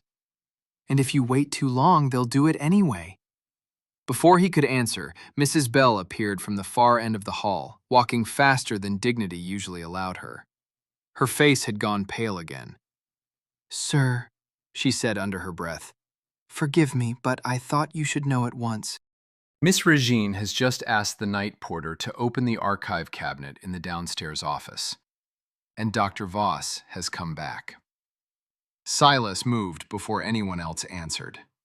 He gave Yeva one look, the kind that asks a full sentence without speaking it. Stay with her. Keep her calm. Yeva gave the smallest nod back and pulled the quilt a little higher over Nina's legs. The child was already fading with exhaustion, but her fingers still clung to the edge of Silas's sleeve until he gently freed himself. "Don't let them in here," Mara said quietly. "I won't." The hallway outside the nursery felt colder than it had a moment ago. Mrs. Bell stood wringing her apron in both hands, listening for sounds from downstairs. In the hush of the sleeping house, every distant movement carried: the creak of a door below, the muted thud of a cabinet, the low drift of voices trying not to be overheard. "Where are they?" Silas asked. In the downstairs office passage, sir. I sent the porter away on the excuse that you had changed the locking schedule. Mrs. Bell's voice trembled, but there was steel in it, too. Years in a grand household had taught her how to survive storms without ever appearing to take sides. Tonight, she had chosen one anyway. Silas headed for the back stairs instead of the main one. The carpet there was thinner, the wood older, and the banister smooth from service hands rather than guests. He had not taken that staircase in years. The irony did not escape him. The shortest path to the truth in his own home ran through passages he had barely noticed. As he neared the downstairs office wing, he slowed. Light was spilling under the half-closed archive room door. Someone inside was speaking in a low, urgent tone, the strained whisper of people who believed they still had time. Silas stopped just short of the doorway and listened. Regine first. I told you he's become unpredictable. Then Dr. Voss, sharper than usual. Then you should have controlled him sooner. I am not the one who let that woman in. That woman would mean nothing if you had kept the household tighter. Silas felt his stomach turn. From the way blame moved between them so easily, like a habit. There was the scrape of metal drawers, paper rustling, a cabinet shut too hard. Voss again. We only need the duplicate summaries and the board packet. The rest can stay. Stay, Regine hissed. After tonight? If you remove too much, it looks like panic. Silas pushed the door open. Neither of them had time to hide what they were doing. Regine stood by the file cabinet with a stack of papers in her hands. Dr. Voss was at the records desk, one drawer open, 2 envelopes already laid out beside him. The room smelled of dust, toner ink, and the stale heat of old electronics left on overnight. A green banker's lamp cast a hard circle of light over everything, making guilt look almost theatrical. For one full beat, no one spoke. Then Regine recovered first. Of course she did. Silas, she said, her voice smoothing itself at once. You frightened me. I doubt that. Dr. Voss closed the drawer with deliberate calm. You shouldn't be awake, not in your state. My state? Silas stepped fully inside and shut the door behind him. You don't get to define my state anymore. Regine set the papers down slowly. We were trying to prevent confusion at Friday's review. By going through the archive room after midnight? No, she said sharply. By cleaning up the mess you are making. That almost made him laugh. The nerve of it, the ease. He looked at the envelopes on the desk. What's in those? Routine copies, Voss said. Silas picked one up before either of them could stop him. Inside was a shortened medical summary of Nina's condition. The language was clean, decisive, and deeply familiar now. Severe functional limitation, ongoing dependency, continued need for environmental control and therapeutic sedation. No mention of the compounded private order trail. No mention of inconsistent motor response. No mention of tonight. A version prepared for people who wanted the child to remain a conclusion.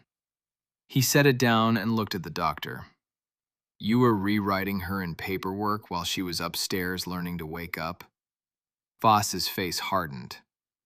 You are emotional. That word won't save you. Regine took a step forward. Listen to yourself, you sound hysterical. This is exactly why someone had to protect the structure around Nina. You swing from absence to obsession and call it love. That hit where she meant it to. Silas had been absent. He had let grief turn him into a man who signed where people pointed. But tonight, instead of defending himself, he asked the only question that mattered. Did you take her to Lena's blue room before the fall? Regine froze. Tiny thing, fraction of a second, but it was enough. Dr. Voss stepped in at once. I think this conversation should stop now. No, Silas said. It starts now. Regine lifted her chin. If Nina has been saying confused things, she remembers the room. She remembers fragments. She remembers being told to stand by the desk. That landed. Regine's color changed, just slightly. Enough. Voss spoke more firmly. Mr. Mercer, your daughter is highly suggestible in her current state. Whoever has been questioning her has done irresponsible harm. Silas turned to him with a coldness that surprised even himself. Do you want to talk about harm? For the first time, the doctor's calm showed a seam. Silas reached into his pocket and laid his phone on the desk between them. On the screen were the photographed compounding entries, the altered dosage trail, the mismatched chart, and the note from the archivist. The private compounding account, he said, the floral suspension, the manual amendments. Shall we go through them one by one? No one answered. Regine stared at the phone as if it had become something venomous. Voss drew a breath. Those records require context. Then give it. He did not. Instead, the doctor glanced toward the closed door, a fast, involuntary look, measuring distance, measuring exit. Silas noticed. So did Regine. And that was when she made a mistake born from pressure. She turned on Voss. You told me the sedation would only keep her quiet, not wake her memories. The room went dead silent. Even she seemed to hear what had just left her mouth. Silas did not move. He did not blink. He only looked from his sister to the doctor, and in that terrible second, both of them understood that something had finally broken past repair. Then, from the corridor behind him, came the sound of hurried footsteps and Mara's voice, low but urgent. Silas, you need to come now. Mina is trying to stand. For one split second, everything else in the house stopped mattering. Silas left the archive room without another word. Behind him, Regine said his name once, sharply, then again with forced control, but he did not turn. Dr. Voss called after him too, some warning about reckless stimulation and fragile recovery, the same cold language he always used when he wanted fear to sound medical. None of it reached Silas in any meaningful way. He was already moving through the corridor beside Mara, taking the stairs two at a time, hearing only the pounding of his own heart and the faint rush of voices from above. What happened? He asked. Mara kept pace beside him. She woke up looking for you. Yeva was settling her, and Nina asked to touch the floor. No one told her to. No one pushed. Then she asked if the bed could be moved a little so she could hold the rail. Silas almost missed a step. And? She's trying, Mara said. That's all. But she's trying by choice, and that matters. By the time they reached the nursery wing, the air itself felt charged. The door was open. Lamplight spilled into the hall. Mrs. Bell stood off to one side with both hands over her mouth, as if she knew better than to intrude on something sacred, and still could not stop herself from witnessing it. Inside, Yeva had drawn the quilt closer to the bedside and shifted the low lamp so the room looked softer, safer, less like a place of commands. Nina was sitting at the edge of the mattress, sitting there, upright on her own, pale and trembling, both hands gripping the bedrail. Her nightgown fell around her knees. Her bare feet hovered just above the rug, not touching yet. Her face was wet with tears she had not even noticed. Yeva knelt in front of her, simply there. Her voice was low, warm, and steady as bread rising near a stove. You don't have to do anything for anyone, she was saying. Not for me, not for your father, not to prove a thing. You only listen to your own body. Nina swallowed and nodded once. Then she saw Silas in the doorway. Papa, she whispered. His throat closed. I'm here, sweetheart. He did not rush her. Everything in him wanted to. He wanted to gather her up, carry her far from every locked room and every polished lie in that house. He had learned enough by now to know that rescue could look too much like pressure if a frightened child had already been pushed past herself once. So he went down onto one knee a few feet away and stayed there. Yeva glanced at him, approval flickering in her tired face.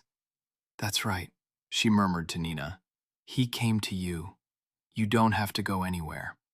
The girl took one shaky breath, then another. Her feet lowered an inch, then drew back again. No, she whispered. No. It's all right, Yeva said.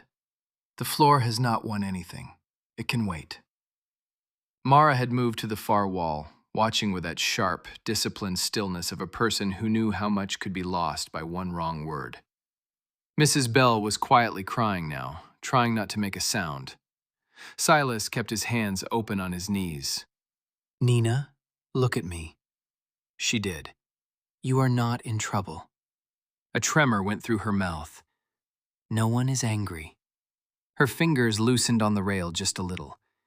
And if you stop now, you have still done something brave. That reached her. He saw it. Children know when adults are lying to get what they want. Tonight, for the first time in too long, nobody in that room wanted anything from her except truth. Yeva reached down and placed the folded quilt under Nina's feet so the first touch would be softness. Then, with village healer's hands that seemed to understand both body and fear, she rubbed a little warmth into her own palms and held them near the child's ankles without crowding. You remember the warm stone, she said gently. You remember the sunny spot. Let your feet look for that. Nina closed her eyes. Very slowly, one foot came down. The moment her heel brushed the quilt, her whole body jerked. A gasp flew out of her. Her hands clamped on the rail again. Silas felt his own muscles tighten in helpless answer. Yeva did not let panic take the whole room. Only the heel, she whispered. That's enough. Just hello. Nina's eyes flew open. It didn't open. Silas felt tears burn behind his own eyes. The floor stayed. Of course it stayed. To this child, that was new information. No, Yeva said softly. It stayed. The other foot came next, less graceful, more frightened. Her toes curled against the quilt. Her knees shook so hard the bed frame gave a faint rattle. She was not standing. Not yet. Both feet were down, and that alone seemed to undo something deep in the room. Mara turned her face slightly away, giving them privacy in the middle of witnessing. Silas did not even wipe the tears now. He let them fall.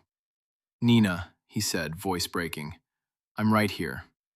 She looked at him with wild, shining eyes. Papa, if I let go, will I fall? The question hit every adult in the room differently. Silas answered first. I won't let you. Yeva added, and if your hands want to stay, they may stay. That mattered too. Choice. Always choice now. The child took another breath. Her shoulders trembled. One hand loosened from the rail, then grabbed it again. Her left knee bent inward, her right foot pressed, just barely, as if testing whether it belonged to her. Under the hem of the gown, there was the smallest visible effort in the muscles above the ankle. Mara spoke quietly from the wall. There's active load response. Silas barely heard her. Nina made a small, distressed sound. I'm scared. I know, Silas whispered. Yeva lifted her eyes to him over Nina's knees. Talk to her about something ordinary. He blinked, startled. Ordinary? He repeated. Yes, bring her somewhere fear doesn't live. So he swallowed and said the first thing that came to him. Do you remember the strawberry jam you used to steal off my toast? The effect was tiny, miraculous. Nina frowned through tears. You let me. I did not. You did. Mrs. Bell let out a wet little laugh from the doorway. The room loosened by one thread. Yeva seized that softness without ever making it feel like strategy. And what happened after the jam? Nina's breathing stuttered, then steadied. My fingers got sticky. And what did your father do? He said Mama would blame him. Silas smiled through tears. Your mother always blamed me. For one fragile second, the child smiled too. Then her hands shifted on the rail. Because for that 1 second, she forgot to be afraid. Her body rose an inch. Just an inch. But it was enough to make every person in the room go still as stone. Nina gasped, startled by herself, and the moment almost broke. But before she could collapse back, footsteps sounded hard in the corridor, fast and angry, and Dr. Voss's voice came from just outside the open door. Step away from that child immediately! The whole room tightened at the sound of his voice. Nina's hands flew back to the rail. The inch she had gained vanished in an instant.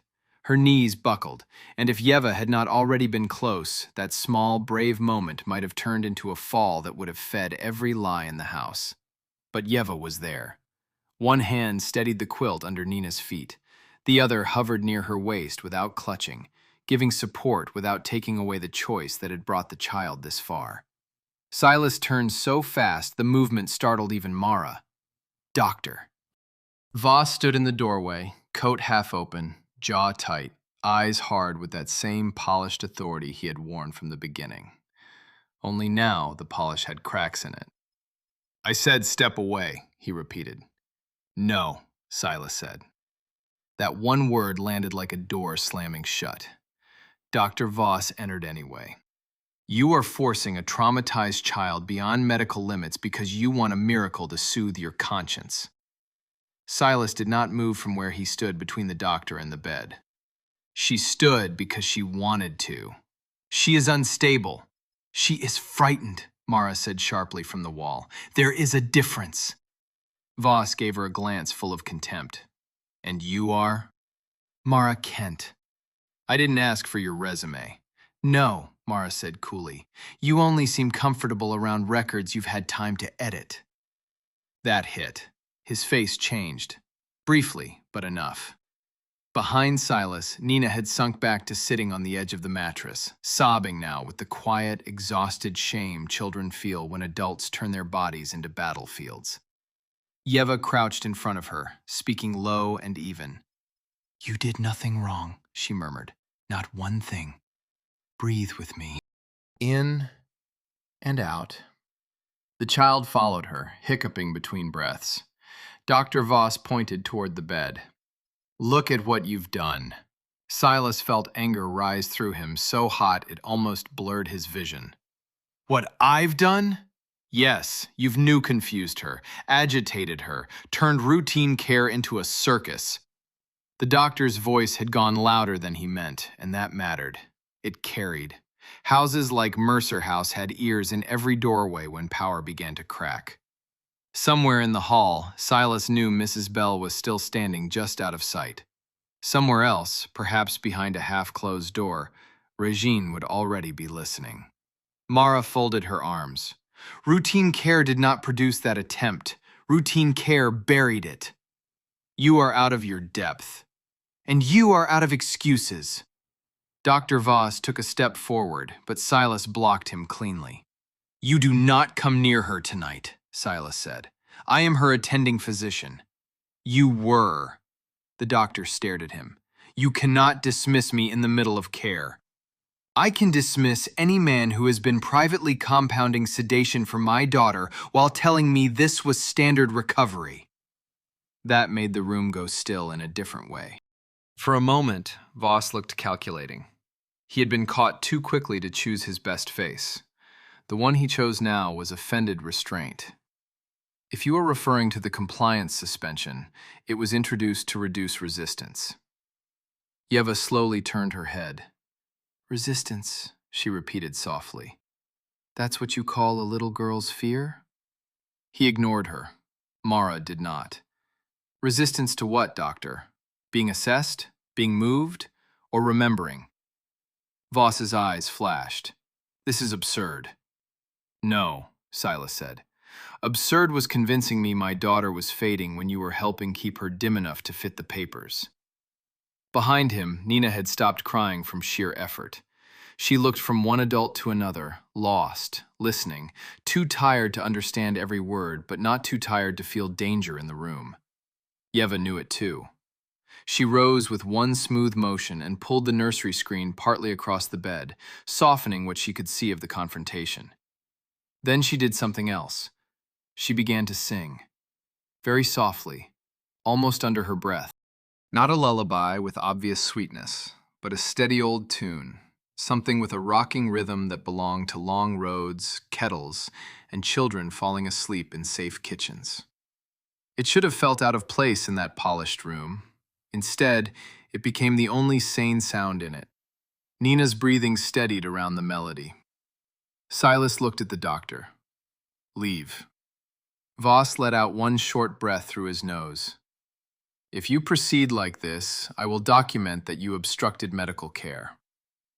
You do that, Mara said, and I'll document that your working file and the pharmacy trail tell two different stories. For the first time, he seemed unsure whether to answer her or silence her. Silas took advantage of that hesitation. "Mrs. Bell," he called without turning, "please ask the porter to remain at the front door. Dr. Voss is leaving." From the hallway came the answer at once. "Yes, sir." Voss heard it. So did everyone else. The house had chosen its current center of gravity, at least for tonight. "You are making a very serious mistake," he said. Silas's voice dropped lower. "No, I made that mistake 3 months ago when I trusted you without looking." The doctor's face closed. Then we'll speak through attorneys and boards. He turned on his heel and strode out, the sound of his shoes sharp against the wood, sharp enough that Nina flinched even behind the screen. Silas watched him go, then followed only far enough to see him disappear down the corridor. Halfway there, he found Regine standing near the landing in a cream robe, arms folded tightly over herself as if cold had gotten into her bones. She had clearly heard enough. "This has gone too far," she said. He looked at her for a long moment. "It went too far when you helped make her afraid." Her face went white. "You don't know what you're saying. Then tell me." But instead of answering, she looked past him toward the nursery door, where Yeva's quiet song still drifted into the hall. And there, for the first time, Silas saw fear in his sister. Regine lowered her voice. "If you keep digging, you will tear apart more than you understand." Silas took one step closer. "That sounds like a threat." "It sounds like a warning." From inside the nursery, Nina called weakly, "Papa?" He turned at once. When he came back to the bedside, the screen had been moved aside again. The room smelled of warm linen and fear slowly passing. Nina was lying down now, spent but awake. Yeva sat beside her with the child's hand cradled between both of hers, warmth passing from skin to skin. Mara stood near the desk, already writing quick notes. Silas sat on the mattress edge. Nina looked at him with heavy eyes. "Did I do bad?" "No," he said immediately. "You did something very brave." Her mouth trembled. "I almost stood." He kissed her forehead. "Yes." A tiny spark crossed her face then, the first fragile shape of it. Yeva glanced up at him. "Tomorrow, if she wakes clear, we try again smaller. No surprise, no crowd, just trust." Silas nodded. Mara closed her notebook. "And tomorrow morning, before anyone else moves, I want copies of the full household camera log from the day of the fall." Silas looked over. "Why?" Mara held his gaze. "Because if the child was taken to the blue room first, then the story of the stairs begins earlier than everyone claimed. And I want to know who was really in that corridor before she ever hit the floor." By dawn, nobody in Mercer House was pretending this was still a normal family crisis. The night had split the household cleanly in two. Upstairs, there was the nursery wing, warm with whispered voices, watchful pauses, and the fragile return of a child who had almost risen under her own strength. Downstairs, there were locked cabinets, altered files, and two adults who had finally begun to sound less like guardians and more like people cornered by what they had done. Silas had not slept. He sat in the small morning room off the nursery with a mug of untouched coffee gone cold between his hands, while the first pale light spread across the terrace stones outside. Mara had taken the chaise near the window for an hour of shallow rest, still in yesterday's clothes. Yeva had stayed with Nina through the last of the night, dozing upright in a chair only after the child's breathing settled into something easy and unforced. At 6:30, Silas called the head of estate security and told him to bring the archived internal camera logs from the day of Nina's fall. Not a summary, not selected clips, everything. The man arrived 20 minutes later carrying a hard drive case and a face that already knew this was no ordinary request. His name was Tom Garner, a former hotel operations supervisor Silas trusted because he was neither easily dazzled nor easily flustered. "Sir, Tom said quietly, setting the case on the table. I pulled what's available, but there's something odd before we even start. Silas looked up. What? The West Wing corridor camera was offline for 13 minutes that afternoon. Mara, fully awake now, pushed herself upright. Scheduled?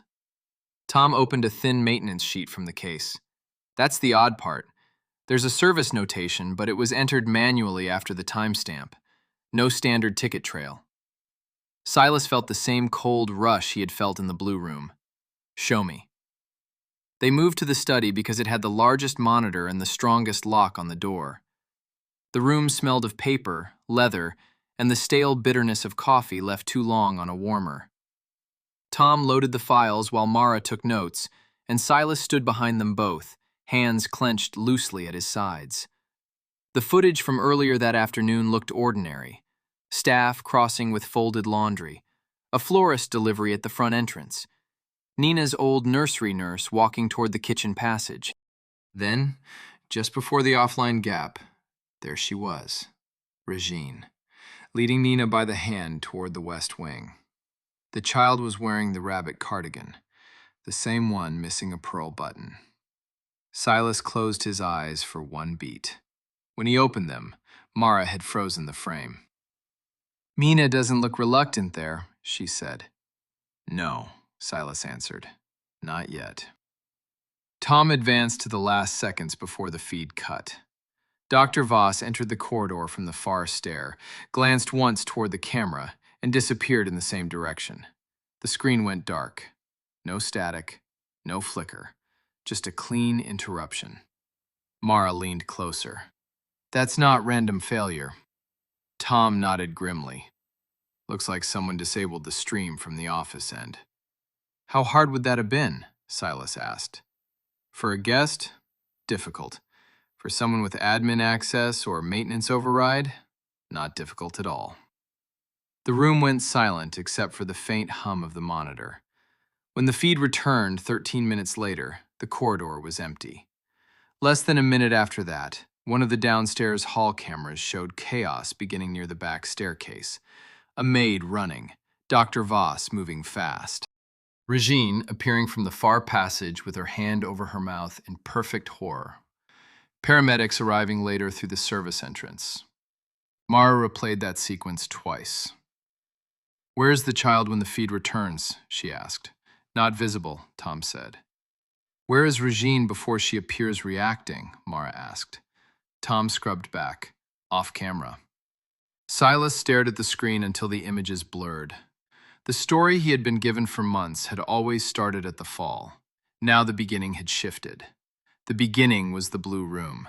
The beginning was the corridor. The beginning was the camera going dark. He said it aloud, almost to himself. They took her there first. Nobody argued. Tom cleared his throat. There's more. He opened the access log. The manual camera interruption had been entered under facilities credentials belonging to Martin Reeve, the estate maintenance supervisor. Silas frowned at once. That's impossible. Martin retired in the spring. Tom nodded. Exactly. Mara's voice sharpened. Then someone used an old credential. Or Martin shared it before leaving, Tom said. Silas shook his head. Martin would never. Tom gave a cautious look. Sir, people do strange things around powerful families. Before Silas could answer, a soft knock came at the study door. It was Yeva. She had changed Nina into a fresh cotton dress, though the child herself remained upstairs with Mrs. Bell and a tray of buttered toast she was actually picking at. Yeva's hair had come lightly loose at the nape from the long night, and there were tired shadows under her eyes. Still, she looked steadier than anyone else in the room. How is she? Silas asked at once. Hungry, Yeva said, and for 1 second that almost sounded like good news. Curious. Afraid too, but not buried in it. Her gaze moved to the frozen frame on the monitor. You found the corridor. Silas stepped aside so she could see. For a long moment, she said nothing. She pointed to Nina's free hand in the image, the one not held by Regine. She's clutching the hem of her cardigan, Yeva said. Tom leaned closer. You can tell that from this? Yeva nodded. That is what children do when they are already uncertain but still obeying. If she were happy, the hand would swing. Mara looked at her, then back at the screen with renewed respect. Silas almost smiled, despite the weight of everything. The wall of specialists had never once asked how a frightened little hand behaves when it is being led somewhere it does not quite trust. He turned to Tom. I want every access log, every credential usage, every override tied to that day. Yes, sir. And I want Martin Reeve contacted, today. Tom hesitated. I can try, but I should tell you, he moved into assisted housing after a stroke. His daughter handles most calls now. Then call the daughter. Tom nodded and left with the drive case. For a few moments, only Silas, Mara, and Yeva remained in the study. Sunlight had fully arrived now, turning the edges of the room brighter and making the overnight strain look harsher on every face. Mara shut her notebook. Between the footage gap, the compounding trail, the trust papers, and the child's memory, we are no longer dealing with coincidence. Silas gave a hard, humorless breath. No, we're dealing with design. Yeva looked toward the hallway, toward the nursery, toward the place where Nina was fighting her way back, one small decision at a time. Then be careful, she said softly. Designed harm doesn't end just because it is noticed. That warning landed just as the study phone rang. Silas picked it up immediately. It was Mrs. Bell, breathless. Sir, forgive me, but you must come. Miss Regine is in the nursery. She says she only wants to see Nina for 1 minute, but the child is crying and... In the background, through the line, Nina's voice came through thin and frightened. No, not the stairs again. The receiver was already slipping from Silas's hand before Mrs. Bell finished speaking. He did not wait for Mara. He did not wait for Yeva.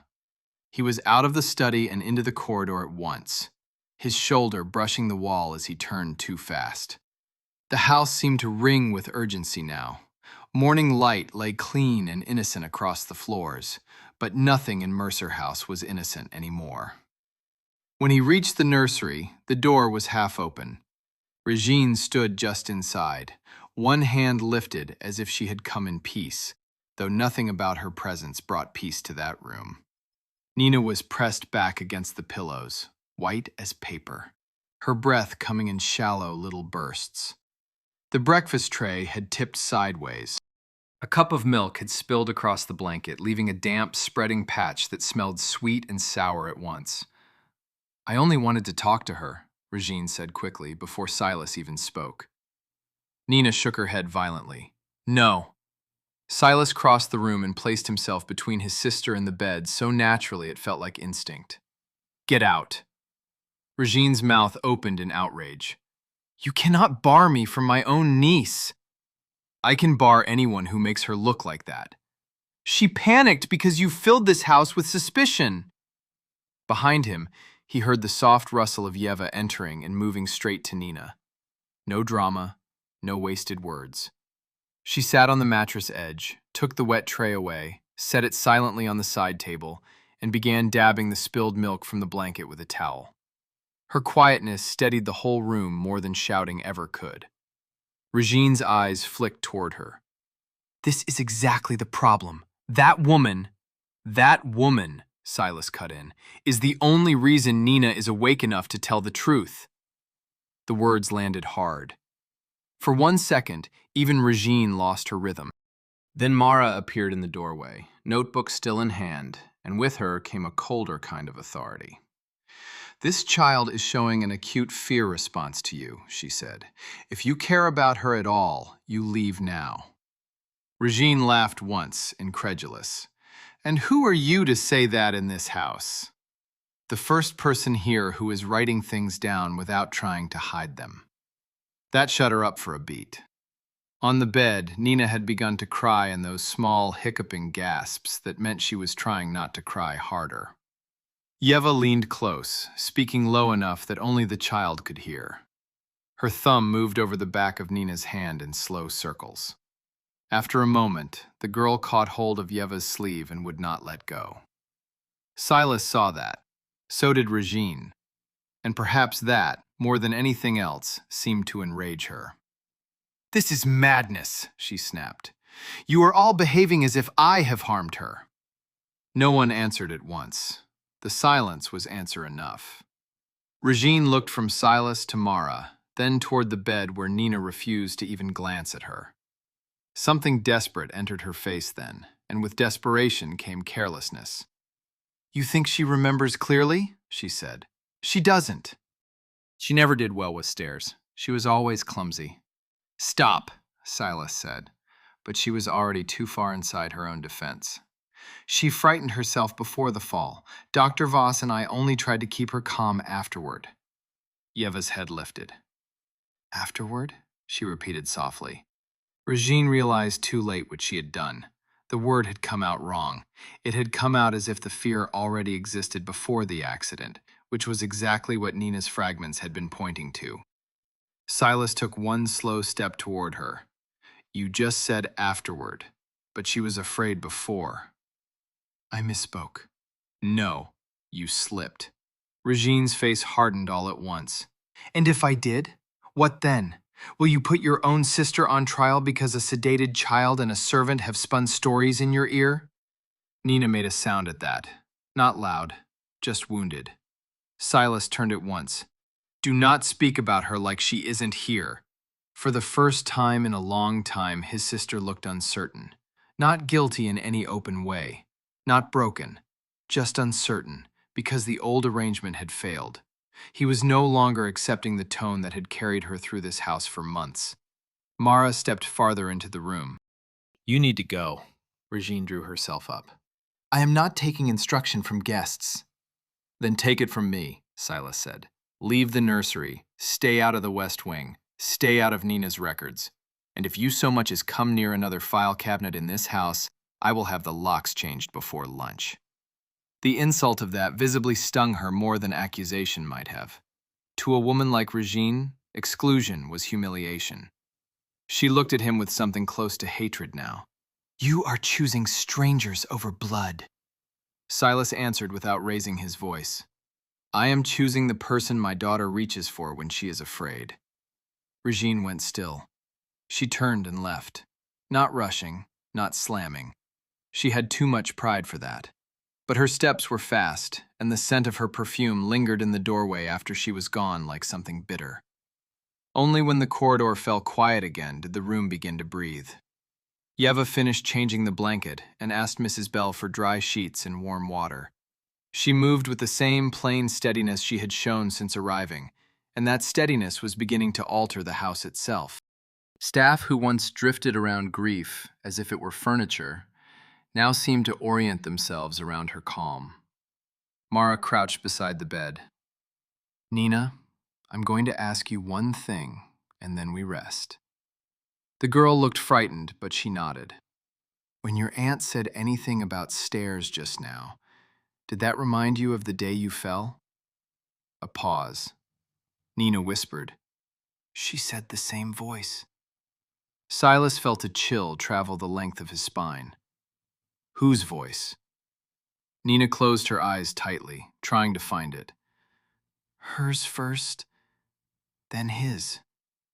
Yeva did not ask who. She knew the child had given as much as she could for now. Mara, however, wrote the words down exactly. By late morning, the nursery had become a guarded place. Tom had stationed one discreet security man at the far end of the corridor under the excuse of household maintenance. Mrs. Bell redirected anyone coming upstairs. Silas's office manager sent over scanned trust authorizations. Tom called to say Martin Reeves' daughter had agreed to speak by noon. Every thread was tightening, and yet the center of it all remained very small. A warm room, a tired child, a quilt on the floor, a chair placed just near enough to hold if needed. Yeva asked for no more than that. No equipment, no spectacle, no great speech about recovery. She only asked for time before the next interruption. This time she did not bring marbles or warm stones. She brought music from herself. A soft working tune, barely more than breath and melody, while she sat on the quilt and invited Nina to lower her feet again. No command to stand, no mention of legs, just, "Can your heels find the song?" It sounded almost foolish, almost too simple for a house full of wealth and reports and advanced consultations. And yet Nina listened. Silas knelt a little farther away than before, where he could be seen but not felt as pressure. Mara stayed silent at the wall. The sunlight had shifted by then, laying a pale gold strip across the rug like a path no one dared name. Very slowly, Nina lowered one foot, the other. Her breathing hitched, but she did not snatch them back this time. Yeva kept humming. The child's toes pressed into the quilt. Her knees trembled. Her fingers gripped the mattress. With a tiny sound of effort, she lifted herself just enough for weight to pass through both legs for half a heartbeat. Mara whispered, almost to herself, "There." Silas did not trust himself to speak. Nina dropped back to sitting at once, startled by what her body had done, but she was not crying. She was staring at her own feet, as if they belonged to a world she had been told was closed to her. "Did you feel that?" Yeva asked gently. Nina nodded. "What did it feel like?" The child thought very hard. She looked up at her father and said, in a voice thin with wonder and fear, "It felt like they remembered." And in that same instant, Tom knocked once on the open nursery door and said, "Sir, Martin Reeves' daughter is on the line. She says her father never gave anyone those credentials. He says Dr. Voss came to him personally the week before the fall." The room went quiet after Tom's words. Silas looked from his daughter to the phone in Tom's hand, and for a moment the two worlds of the story sat side by side in front of him. On the bed, Nina was still catching her breath after that tiny, astonishing effort, her feet tucked back beneath the blanket, her eyes wide with the shock of what her own body had remembered. At the door stood evidence. Hard, ugly, adult evidence, asking to be picked up. "Take it in the study," Mara said softly. Silas nodded. He bent to Nina first. "I'll be right back." She caught his wrist.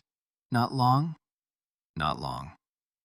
Yeva took over at once, drawing the quilt around the child's legs and warming her small hands between both of hers.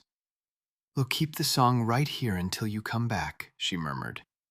Nina did not smile, but she settled. In the study, Tom put the call on speaker. Martin Reeves' daughter introduced herself in a tired, careful voice, and then passed the phone to her father. The old man sounded weak, his words slightly slowed by the stroke. "Mr. Mercer," he said, "I swear to you, I never gave anyone permission to use the West Corridor shutoff that day." Silas sat down hard behind the desk. "Then how did Dr. Voss get your access sequence?" A breath crackled through the line. "He came to see me the week before the accident," Martin said. "Said there might be a family matter, private, sensitive. Said the West Wing might need temporary camera silence for a memorial arrangement tied to your wife's room. He made it sound as if you knew." Silas felt sick. "I did not." "I know that now," Martin said. He asked how the old override worked because the system still recognized my retired credentials. I told him it should have been scrubbed. He asked me to write down the maintenance failsafe so no staff would be embarrassed if decorators crossed during the setup. Another breath. I was a fool. Mara leaned forward. "Did he say who else was involved?" "Your sister was with him when he first arrived," Martin said.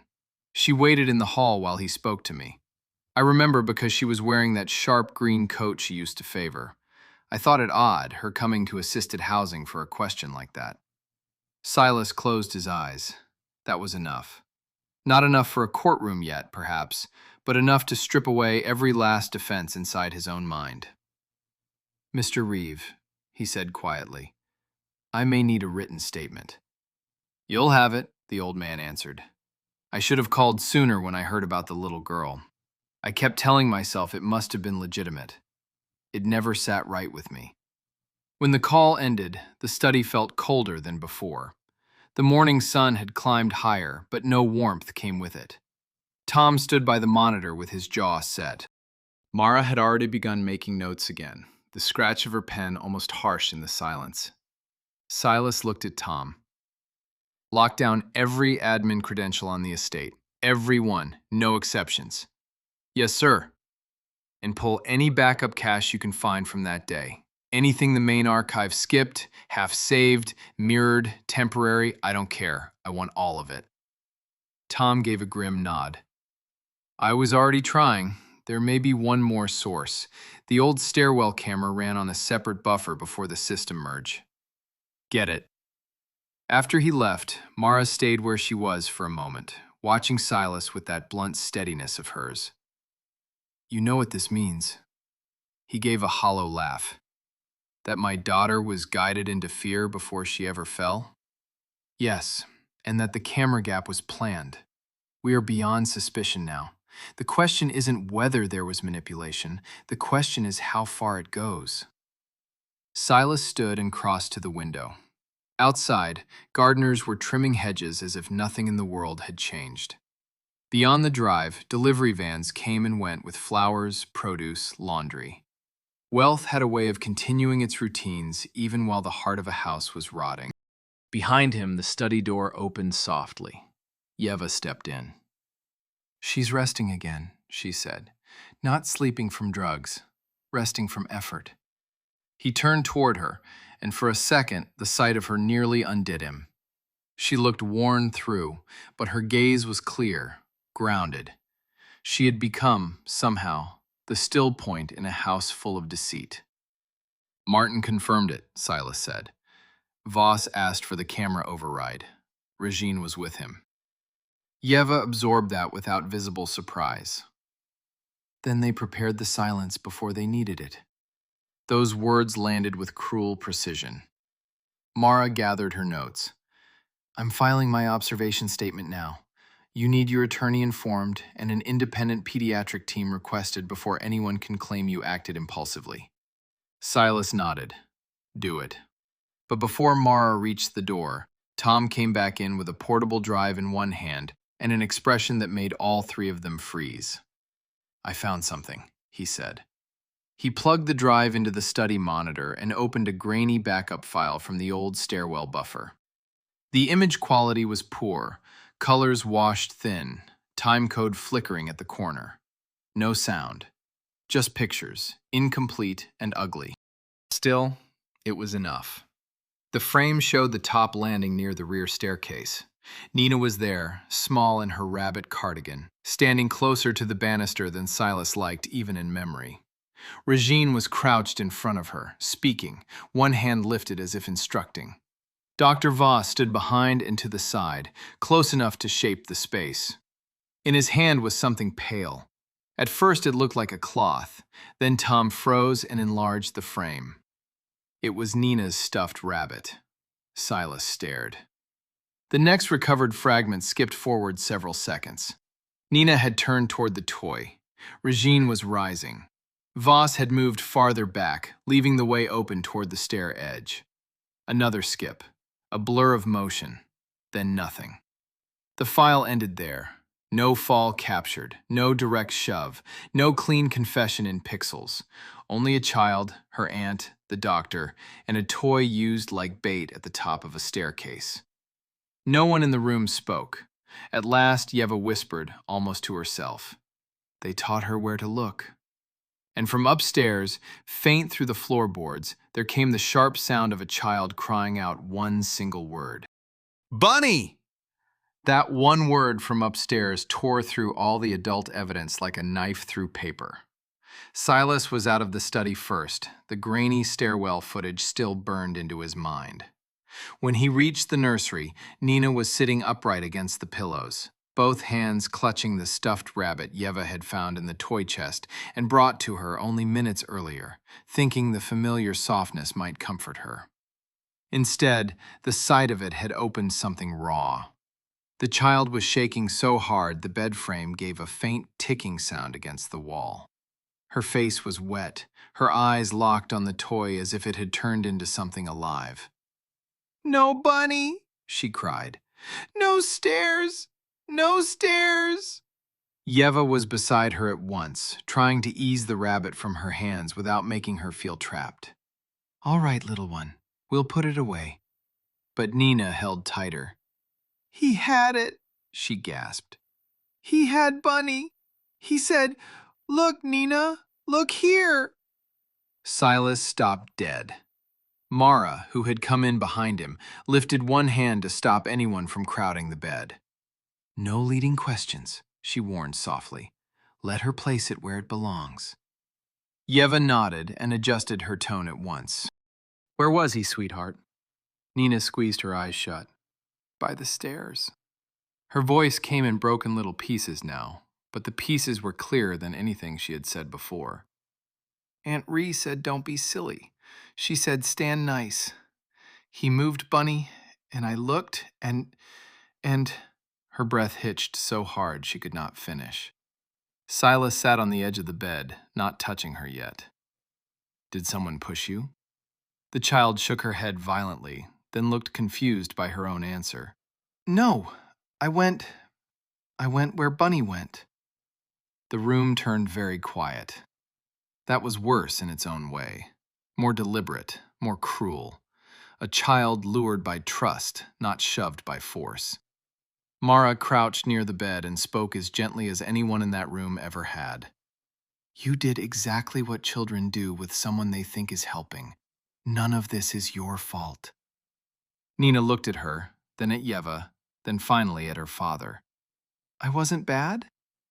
Silas leaned in and pressed his forehead to hers. "No, you were never bad." At last, Yeva coaxed the rabbit free and placed it in the wardrobe, out of sight. Then, with the same steadiness that had become the soul of that room, she wrapped Nina's hands in a warm towel and hummed until the child's breathing slowed again. When she was calmer, Mara stepped into the hall with Silas and shut the nursery door behind them. "She's just given us mechanism," Mara said quietly. "Not a perfect legal narrative, but a mechanism." She followed the toy toward the stair edge under direction. Silas stared down the corridor as if he might still see that long-ago moment hanging in the air.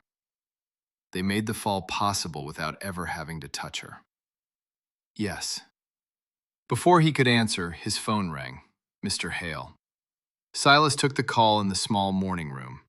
The accountant's voice sounded strained, the way careful men sound when numbers stop behaving like numbers and start behaving like crimes. "Sir, I kept digging through the trust activity you requested. There is something you need to see immediately." "What is it?" A temporary emergency signature authority was activated 3 weeks after Nina's fall. It allowed co-trustee action because the sole minor beneficiary was classified as medically dependent and incapable of participating in future oversight. Silas closed his eyes. And what did they do with it? A paper shuffled on the other end. Assets from one of Lena's reserve holdings were pledged as collateral against a private debt vehicle tied to a company Regine backed last year. It was failing. The trust covered the exposure. For a moment, Silas said nothing. He could smell the cold coffee on the side table, the linen airing from the nursery, the faint beeswax from polished furniture, and all of it suddenly seemed to belong to a house that had been financing its own deceit. "So that's it," he said at last. "Debt." "Yes, sir.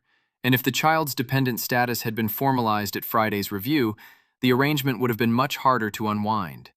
When the call ended, Silas remained still for one long second before handing the phone to Mara with the screen still lit by the statement summary. She read it and looked up. "That is motive with teeth."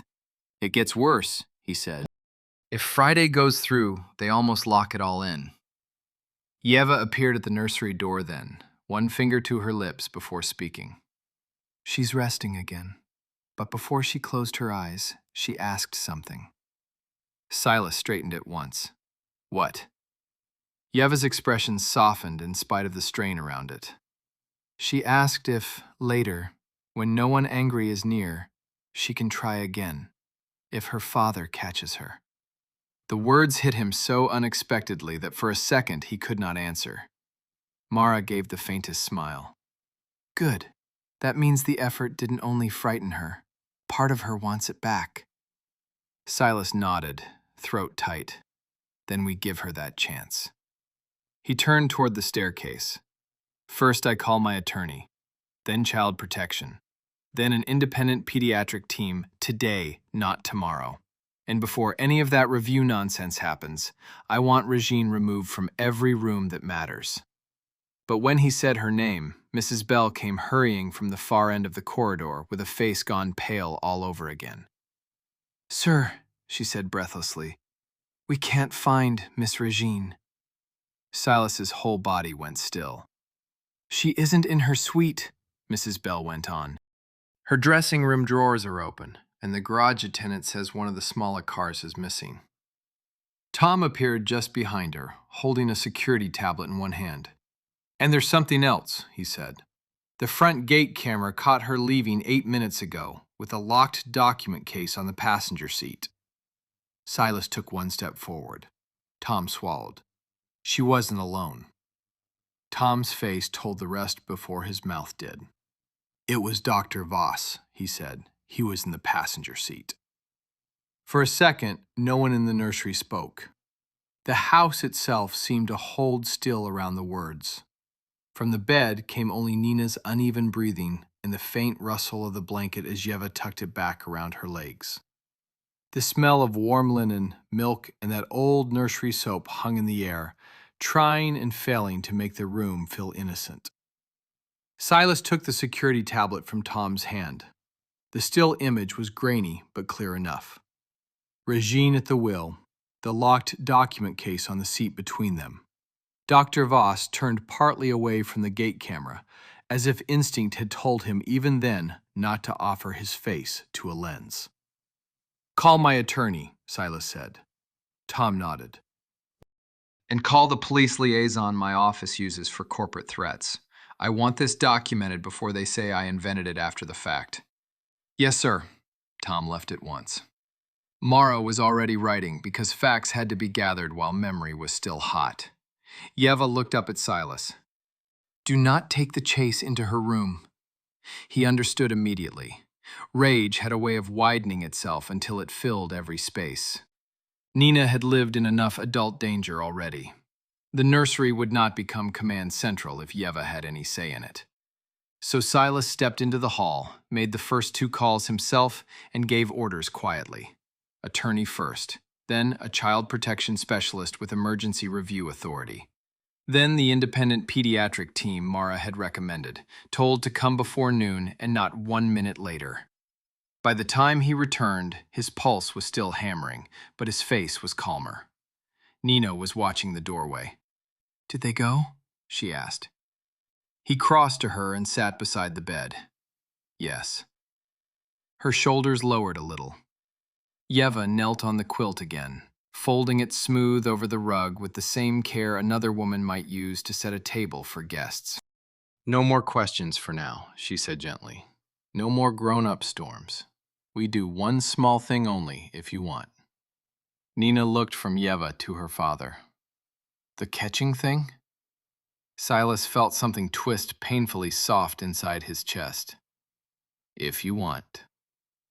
Mara moved to the wall and stayed there, respectful now, a witness. Mrs. Bell closed the nursery door and quietly stood guard outside it. Even the light in the room seemed to grow simpler, falling across the floor in a pale gold strip that reached from the bed almost to Silas's knees. Yeva did not mention walking. She did not mention standing. She only said, "Can your feet visit the quilt again?" Nina took a breath, then another. This time there was less panic in the lowering of her legs. Still fear, yes. Enough to make her fingers whiten on the mattress, but not the same blind terror as before. Her heels touched first, then the soft spread of her soles. Her toes pressed into the quilt and stayed. Silas lowered himself from the bed to the rug several feet away. "Right here," he said quietly. Nina stared at him. "Don't move." "I won't." Yeva warmed her hands together once and held them near the child's calves, close enough for comfort, far enough to preserve choice. Your legs remembered a little while ago, she said. They may remember again. Nina's lips trembled. What if they forget? Then we help them later, Yeva said. There is no punishment here. That mattered. The whole room knew it mattered. The child shifted forward, millimeter by millimeter, until more of her weight rested through her feet than through the bed. Her knees began to shake at once. Silas had to grip his own hands together to stop himself from lunging forward. Mara watched with open concentration. No one dared interrupt the thin thread connecting courage to motion. Then Nina whispered, "Papa?" "Yes, love." "Talk." About what? He almost laughed from the helplessness of it. About contracts, corridors, police? None of that belonged here. So he reached for the most ordinary thing he could find. "When you were little," he said softly, "you used to hide crackers in the piano bench." Nina blinked. "I still do." Yeva's mouth twitched. "And your mother blamed me every single time," Silas went on. "Because you gave me the crackers. I deny everything."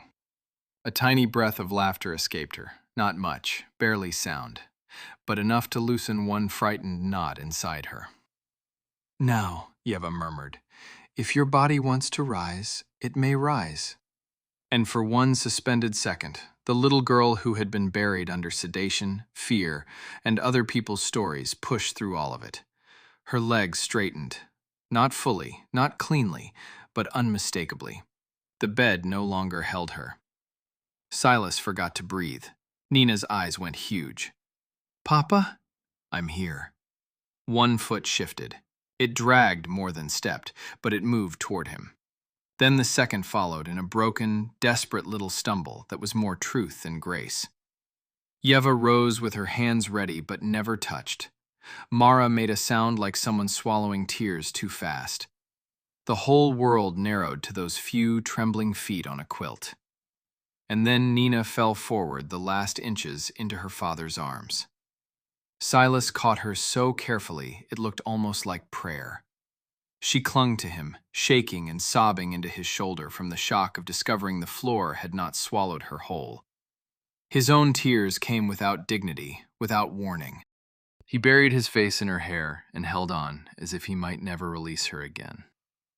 "You did it," he whispered. "No," Nina gasped through tears. "We did." Yeva turned away for one moment, covering her mouth with her fingers. Mara openly wiped her eyes. Even Mrs. Bell, hearing the sound from outside, began to cry in the hallway. For a little while, no one spoke of trust papers or camera overrides or Dr. Voss in the passenger seat. There was only the weight of a child in her father's arms and the sacred proof that the body they had declared lost had not been lost at all. At last, Yeva crouched beside them. "That's enough for now. Enough and more." Nina nodded weakly. She let Silas carry her back to bed, and this time, when her feet left the floor, she looked down at them with wonder rather than terror. Mara stepped into the hall to take a call and came back with a different expression, still controlled but sharpened by urgency. "Silas." He looked up. "The police liaison has eyes on Regine's car. They didn't run far." She paused. "They went to Dr. Voss's private office." Silas's face hardened. Mara held his gaze. "And according to the officers outside, someone in that office has just started feeding documents into an industrial shredder." For a moment, Silas thought about going himself. The urge was immediate and fierce. Drive there, kick in the office door, stop the shredder with his bare hands if he had to. But the image of Nina taking those broken, brave little steps into his arms was still warm in his body, and Yeva's warning lived in him now too. Do not take the chase into her room. Do not let rage become the center again. So he forced himself to choose the harder thing. "Tell the officers to hold them there," he said to Mara. "No grand entrance from me. No scene if it can be helped. I want the records preserved, not my anger documented." Mara nodded and stepped into the hall to make the call. Yeva stayed near the bed, one hand resting over Nina's blanket while the child drifted in and out of a light, exhausted doze. Even asleep, Nina's feet kept making the faintest little motions under the covers now, as if the body had received new instructions and was practicing them in secret. To Silas, those tiny shifts meant more than any polished diagnosis ever had. Mrs. Bell came in with fresh tea, though no one touched it. The room smelled of steeping chamomile, laundered cotton, and the soft powder scent of a child who had cried herself clean of fear for one morning at least. Silas looked at Yeva. "If I leave, even for an hour, she needs calm more than she needs your footsteps in every corridor," Yeva said gently. "You've already given her what mattered. She knows you came when she called." He nodded, though it hurt to hear how true it was. There are moments when love means holding on. There are others when it means not dragging your storm into a child's recovery. By early afternoon, the independent pediatric team had arrived. A neurologist, a rehabilitation pediatrician, and a child psychologist, all brought quietly in through Mara's channels before anyone could twist the story first. They were practical people with plain shoes, clear questions, and the good manners to examine Nina as a child, not a headline. Mara supervised the first review herself. Silas stayed in the room only long enough to reassure Nina, then stood outside with his hands in his pockets while the doctors observed what Yeva had already seen days ago. Heat response. Protective guarding. Panic around expectation. Better alertness without the compounded sedation. Muscular engagement inconsistent with the permanent picture he had been sold. From where he stood in the hall, he could hear fragments. Ask her, don't tell her. Let's not say stand. Interesting. Left side recruits before right. At one point, the rehabilitation doctor stepped out and found Silas by the window seat. "I won't overpromise," she said quietly, "but I can tell you this much. Based on what I'm seeing today, no one should ever have delivered a permanent no-walking verdict under the conditions she was assessed in." Silas stared at her. Under the conditions? She was over-medicated, frightened, and behaviorally shut down. That can mask function, distort assessment, and freeze progress. Whatever happened here, it was not competent long-term care. He turned away for a second because relief and rage arriving together can make a man feel physically unsteady.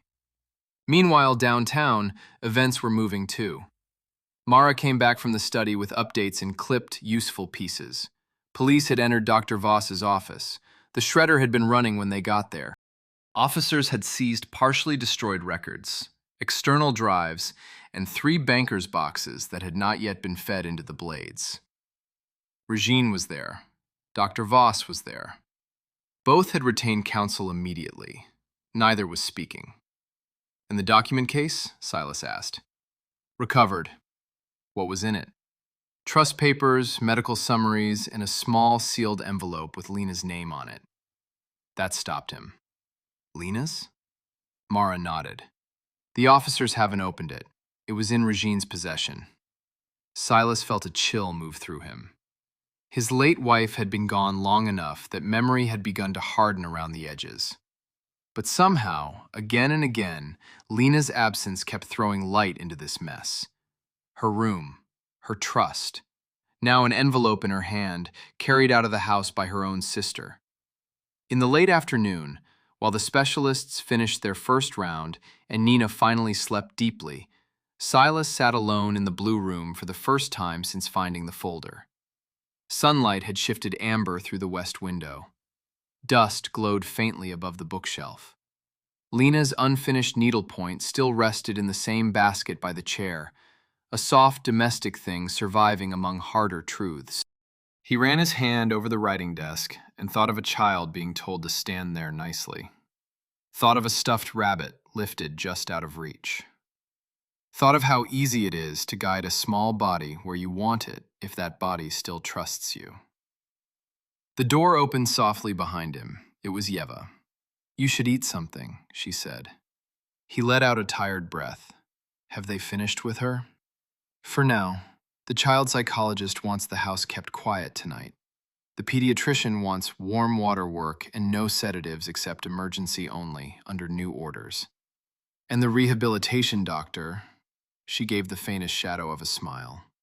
She asked who first noticed the difference between fear and injury. Silas looked up at her. And what did you say? That you did, eventually. He almost laughed. That's generous.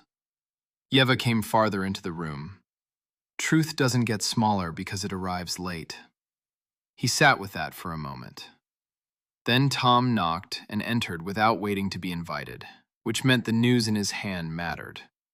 "Sir," he said, holding out a printed incident slip. "One of the officers sent this over from the search at Voss's office. They found a locked drawer in a side cabinet. Inside were shredded notes they're trying to reconstruct." He took a breath. "And something else. A dictated memo from the week after the fall." Silas stood. "About Nina?" Tom handed him the page. The memo was partial, but the surviving lines were enough. "Patient increasingly compliant under revised calming schedule. Aunt requests continuation until Friday review secure. Do not allow father unsupervised interpretation of wakeful episodes." Silas's jaw clenched so hard the muscle jumped. Yeva read over his shoulder and went very still. Then Tom added, "That isn't the worst part." Silas looked up. The officers also found appointment records from 3 months before the fall. Dr. Voss and Miss Regine met repeatedly with a financial consultant tied to that failing debt vehicle. Tom swallowed. "Sir, they weren't only reacting after the accident. They were planning around your daughter before it ever happened." And from the nursery hall, just then, came a small voice, clearer than ever before, calling for the one person Nina now trusted most in moments of effort. "Yeva, I want to try the floor again." The call from the nursery changed the rhythm of the whole house again. A few hours earlier, every adult in Mercer House had been leaning toward evidence, statements, camera logs, signatures, and all the cold machinery of proof. But now the center had shifted back where it belonged. A little girl wanted the floor again. Now. Yeva was already moving before Silas answered. When they entered the nursery, Nina was awake and flushed with effort, propped against the pillows with her hair falling loose around her face. The room smelled of warm towels, tea, and the faint sweetness of the lotion Yeva had rubbed into Nina's feet after the last attempt. The rabbit was nowhere in sight. That mattered too. "You called for me?" Yeva said softly. Nina nodded. "Not everyone, just you and Papa." Silas felt that sentence deep in his chest. Mara stayed near the door, giving the room air. She had just finished another call with the officers at Dr. Voss's office. Tom was downstairs coordinating document retrieval. The world outside that nursery was in motion. But inside, time bent itself around the child again. Yeva lowered herself to the quilt and rested both palms on it. "Then we do it small." Nina looked at her father. Will you catch me again? "Yes," Silas said at once. "Every time." The child swallowed, then gave a tiny, solemn nod. She lowered her legs over the bed's edge with less panic than before, though the fear was still there, always waiting under the surface like cold water. Her feet found the quilt. Her toes pressed and spread. Her knees trembled. Yeva's voice stayed low and steady. "Only the floor, nothing else." This time, Nina did not rise at once. She simply sat there with her weight running through her feet, learning the feeling of it. Learning that the world did not crack open beneath her for daring to stand. She stayed like that longer than she had before, eyes squeezed shut, lips moving as if counting inside her head. Then she whispered, "The legs are humming." Mara looked up from her notes. "What does that mean, Nina?" The girl thought hard. "Like bees, but little." A smile flickered across Yeva's face. "That means they woke up to work." Silas almost laughed through the ache in his throat. A room full of experts would have found 10 complicated words for what the child had just said in one perfect image. Nina shifted forward. Her hands tightened on the mattress. Her body rose only a little this time, just enough to send weight more clearly through both feet. She held it for the space of one breath, then another. Good, Yeva whispered. Now sit again before fear decides for you. And Nina did. Choice. Again, choice. That, perhaps more than any single movement, told Mara and the others what had truly changed. When the effort was over, Nina leaned back against the pillows, tired but alert, cheeks flushed from something healthier than sedation. She looked at her father with a seriousness that belonged to much older children. Did Aunt Ree lie? Silas did not answer quickly. He would not pour adult poison into her mouth just because the question was justified. He sat beside her and brushed hair from her forehead. Aunt Ree did something very wrong. Nina stared at the blanket. And the doctor, too. Yes. She was quiet for a while after that. Then, almost in a whisper, she asked, Did Mama know? That question seemed to hollow the room. Yeva lowered her eyes. Mara turned toward the window. Silas felt grief rise up so suddenly it almost took his breath. Lena. Her blue room. Her trust. The sealed envelope found in the document case. Her absence was everywhere, and still he did not know whether she had sensed the danger circling their daughter before she died. I don't know yet, he said honestly. Nina nodded, accepting what she was given. A knock sounded at the nursery door. Tom stepped in, careful and quiet. Sir, the officers have secured Dr. Voss's office. They recovered the shredded material they could, plus the boxes, and... He glanced at Nina, then back to Silas. There's been another development. Silas rose and followed him into the hall, with Mara close behind. Tom kept his voice low. Your attorney is downstairs. So is the child protection officer. But that's not all. The police found the sealed envelope from Lena in the document case, like I said earlier. Silas's pulse quickened. Has it been opened? No, but the officer on scene says there's a note on the outside in your wife's hand. He held out a photograph taken at the office before the envelope was bagged. Silas stared at the image. The cream paper was old, slightly creased, Lena's handwriting unmistakable across the front. For Silas only. If anything ever feels wrong about Nina's dependence, read this before trusting family. The corridor seemed to tilt. Mara exhaled slowly. She knew something. Or feared something, Tom said. Silas kept staring at the photo. Lena's hand. Lena's warning. Specific. Directed. Waiting. Behind the nursery door, Nina's small voice floated out again. Papa? Did the floor stay? Silas turned back toward the room, eyes burning. Yes, sweetheart, he called softly. It stayed. And in that same moment, his attorney reached the top of the stairs, holding an evidence pouch in one hand, and said, Silas, the officer in charge agreed to let you read the letter now, but only if you do it in front of witnesses. You need to see what your wife left. They opened Lena's letter in the blue room. It felt like the only place for it. The curtains were half drawn against the late afternoon glare. Dust floated in the slanted light.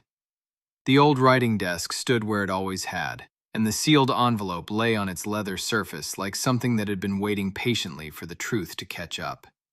Present were only the people who had earned the right to hear it first. Silas, Mara, his attorney, and Yeva.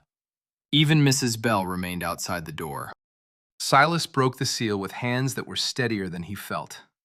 The paper inside held only 2 pages, written in Lena's firm, clean hand. No dramatic flourishes, no vague sentiment. She wrote the way she had lived, warmly, clearly, and with a habit of saying the difficult thing before fear could edit it.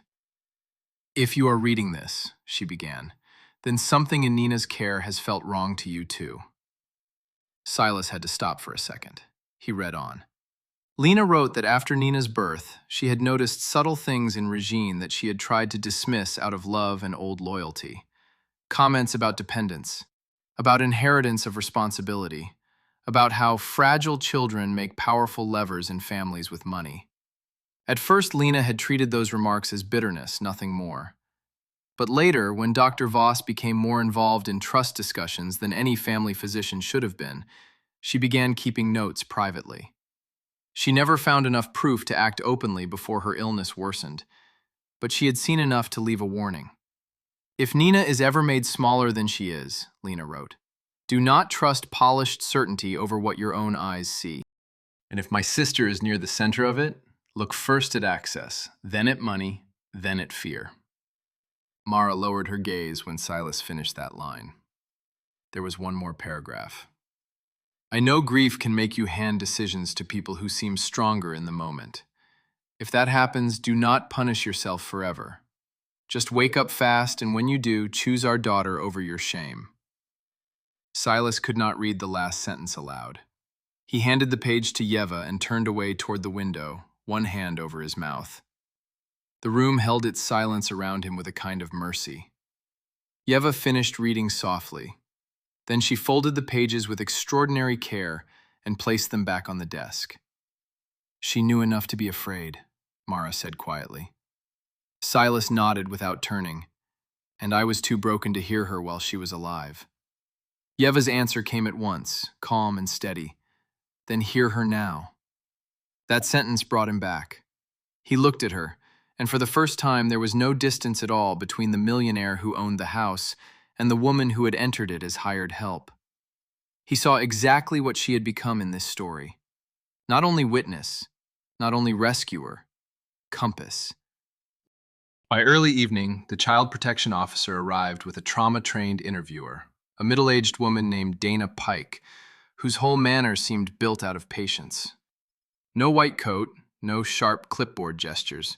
She came into the nursery with colored pencils, a soft voice, and the good sense to sit on the floor instead of above the bed. Today, Dana told Nina, you don't have to be brave. You only have to be honest in the size that feels safe. Nina liked that. You could see it in the way her shoulders eased. Yeva stayed on the quilt near the bed. Silas sat in the chair by the window, close enough to be seen, far enough not to crowd the child. Dana never asked, did they do this? She asked, what happened next? And who was there? And what did you think would happen if you moved? Piece by piece, with pauses for water and long rests between sentences, the shape became clearer. Regine had called the Blue Room a secret grown-up game.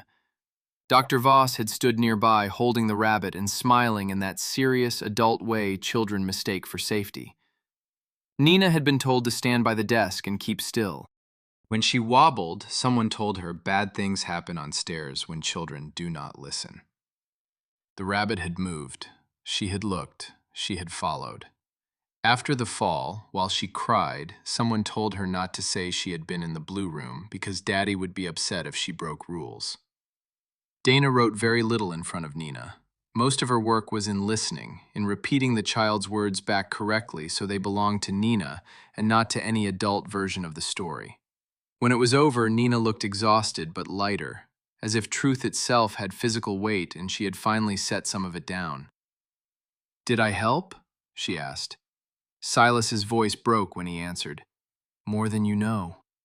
Dana stepped into the hall with Mara and the attorney. There, out of Nina's hearing, she said the words plainly. This is enough to support emergency protection measures and criminal inquiry. Combined with the footage, the records, and the trust activity, the pattern is clear. Downstairs, the legal machinery finally began to move in the right direction. Emergency authority over Lena's trust was frozen. Regine's access to the estate accounts was suspended. A warrant extension was being prepared for Dr. Voss's full prescribing records. By nightfall, Mercer House no longer belonged to the story Regine had been writing for months. And yet, upstairs, the most important thing remained impossibly simple. Nina was tired. Nina wanted broth. Nina wanted the room lamp dimmed. Nina wanted Yeva to stay. Silas stood by the bed while Mrs. Bell changed the water jug and straightened the curtains. Then he turned to Yeva. I don't want you as temporary staff anymore, he said, his voice low enough for the child not to feel alarm. I want you here with full authority over Nina's daily care. No agency buffer, no one talking around you, no one overruling what you see. Yeva looked startled, almost pained by the weight of it. Mr. Mercer. I should have listened the first day you spoke. Her eyes filled, but she held herself as she always had, upright, modest, composed. You listened before it was too late. That matters too. On the bed, Nina lifted a sleepy hand toward her. Yeva? Yes, little one. Tomorrow, will the floor still know me? The room went still again. Yeva bent and kissed her forehead. Yes. And tomorrow you will know it a little better too. Nina seemed to accept that. Her eyes closed, her breathing deepened. A little later, after the house had finally quieted and the last calls from the attorney were done, Silas went to check on her one more time before midnight. The nursery was dim except for the night lamp. Yeva had fallen asleep in the chair by the window, chin tucked to her chest, one hand still resting on the bedspread.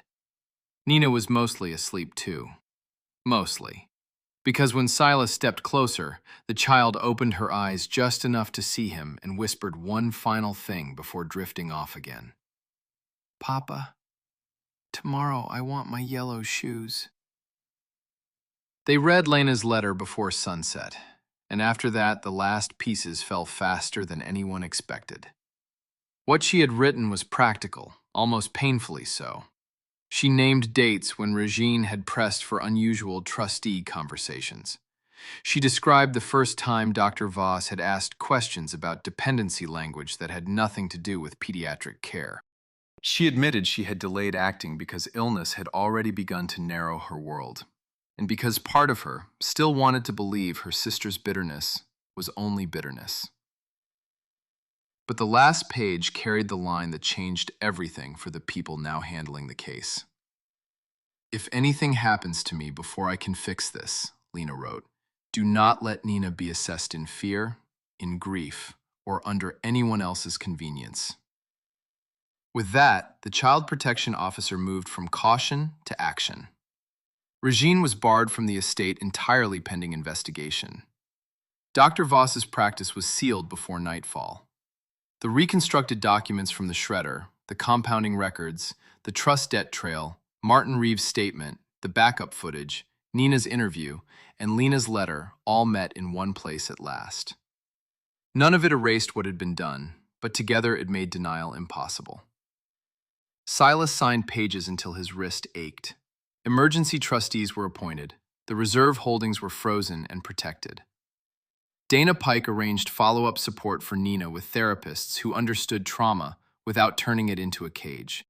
The independent pediatric team revised her care plan from the ground up. No private sedation, no hidden add-ons, no theatrical certainty, just warmth, gradual work, observation, trust. Late that evening, an officer called from downtown with the last detail Silas had still been waiting for. Under questioning, with the papers stacked around them and nowhere clean left to hide, Dr. Voss finally admitted the compounded sedation had been maintained to preserve consistency of presentation. He confessed because the structure had collapsed. Regine, cornered by the same evidence, broke in a different way. She claimed she never meant for Nina to be harmed so badly. She claimed it had only been meant to create weakness, dependence, delay, as if smaller cruelty could save her from the larger one. When Silas hung up, he stood a long time in the darkened study.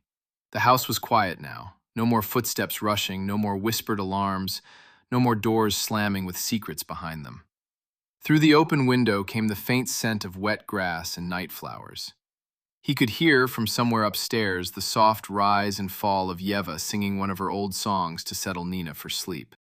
He went to the nursery. The lamp was low. Mrs. Bell had already taken away the supper tray. Mara had gone home for a few hours' rest, after promising to return in the morning.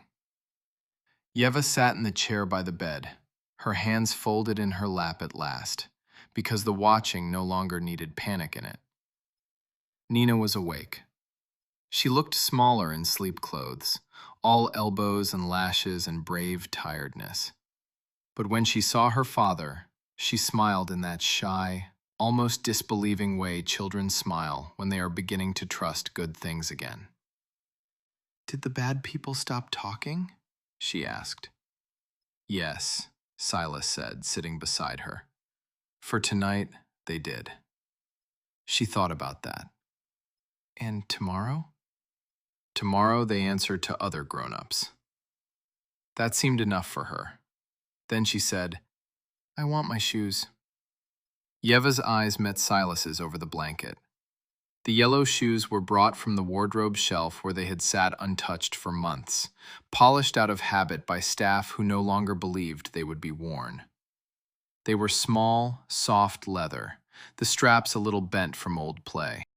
Yeva warmed them between her palms before putting them on, and Nina giggled because now that gesture belonged to comfort rather than mystery. No one made a ceremony of it. That was important. There were no gathered witnesses, no board members, no cameras, no need to turn a child into proof for adults.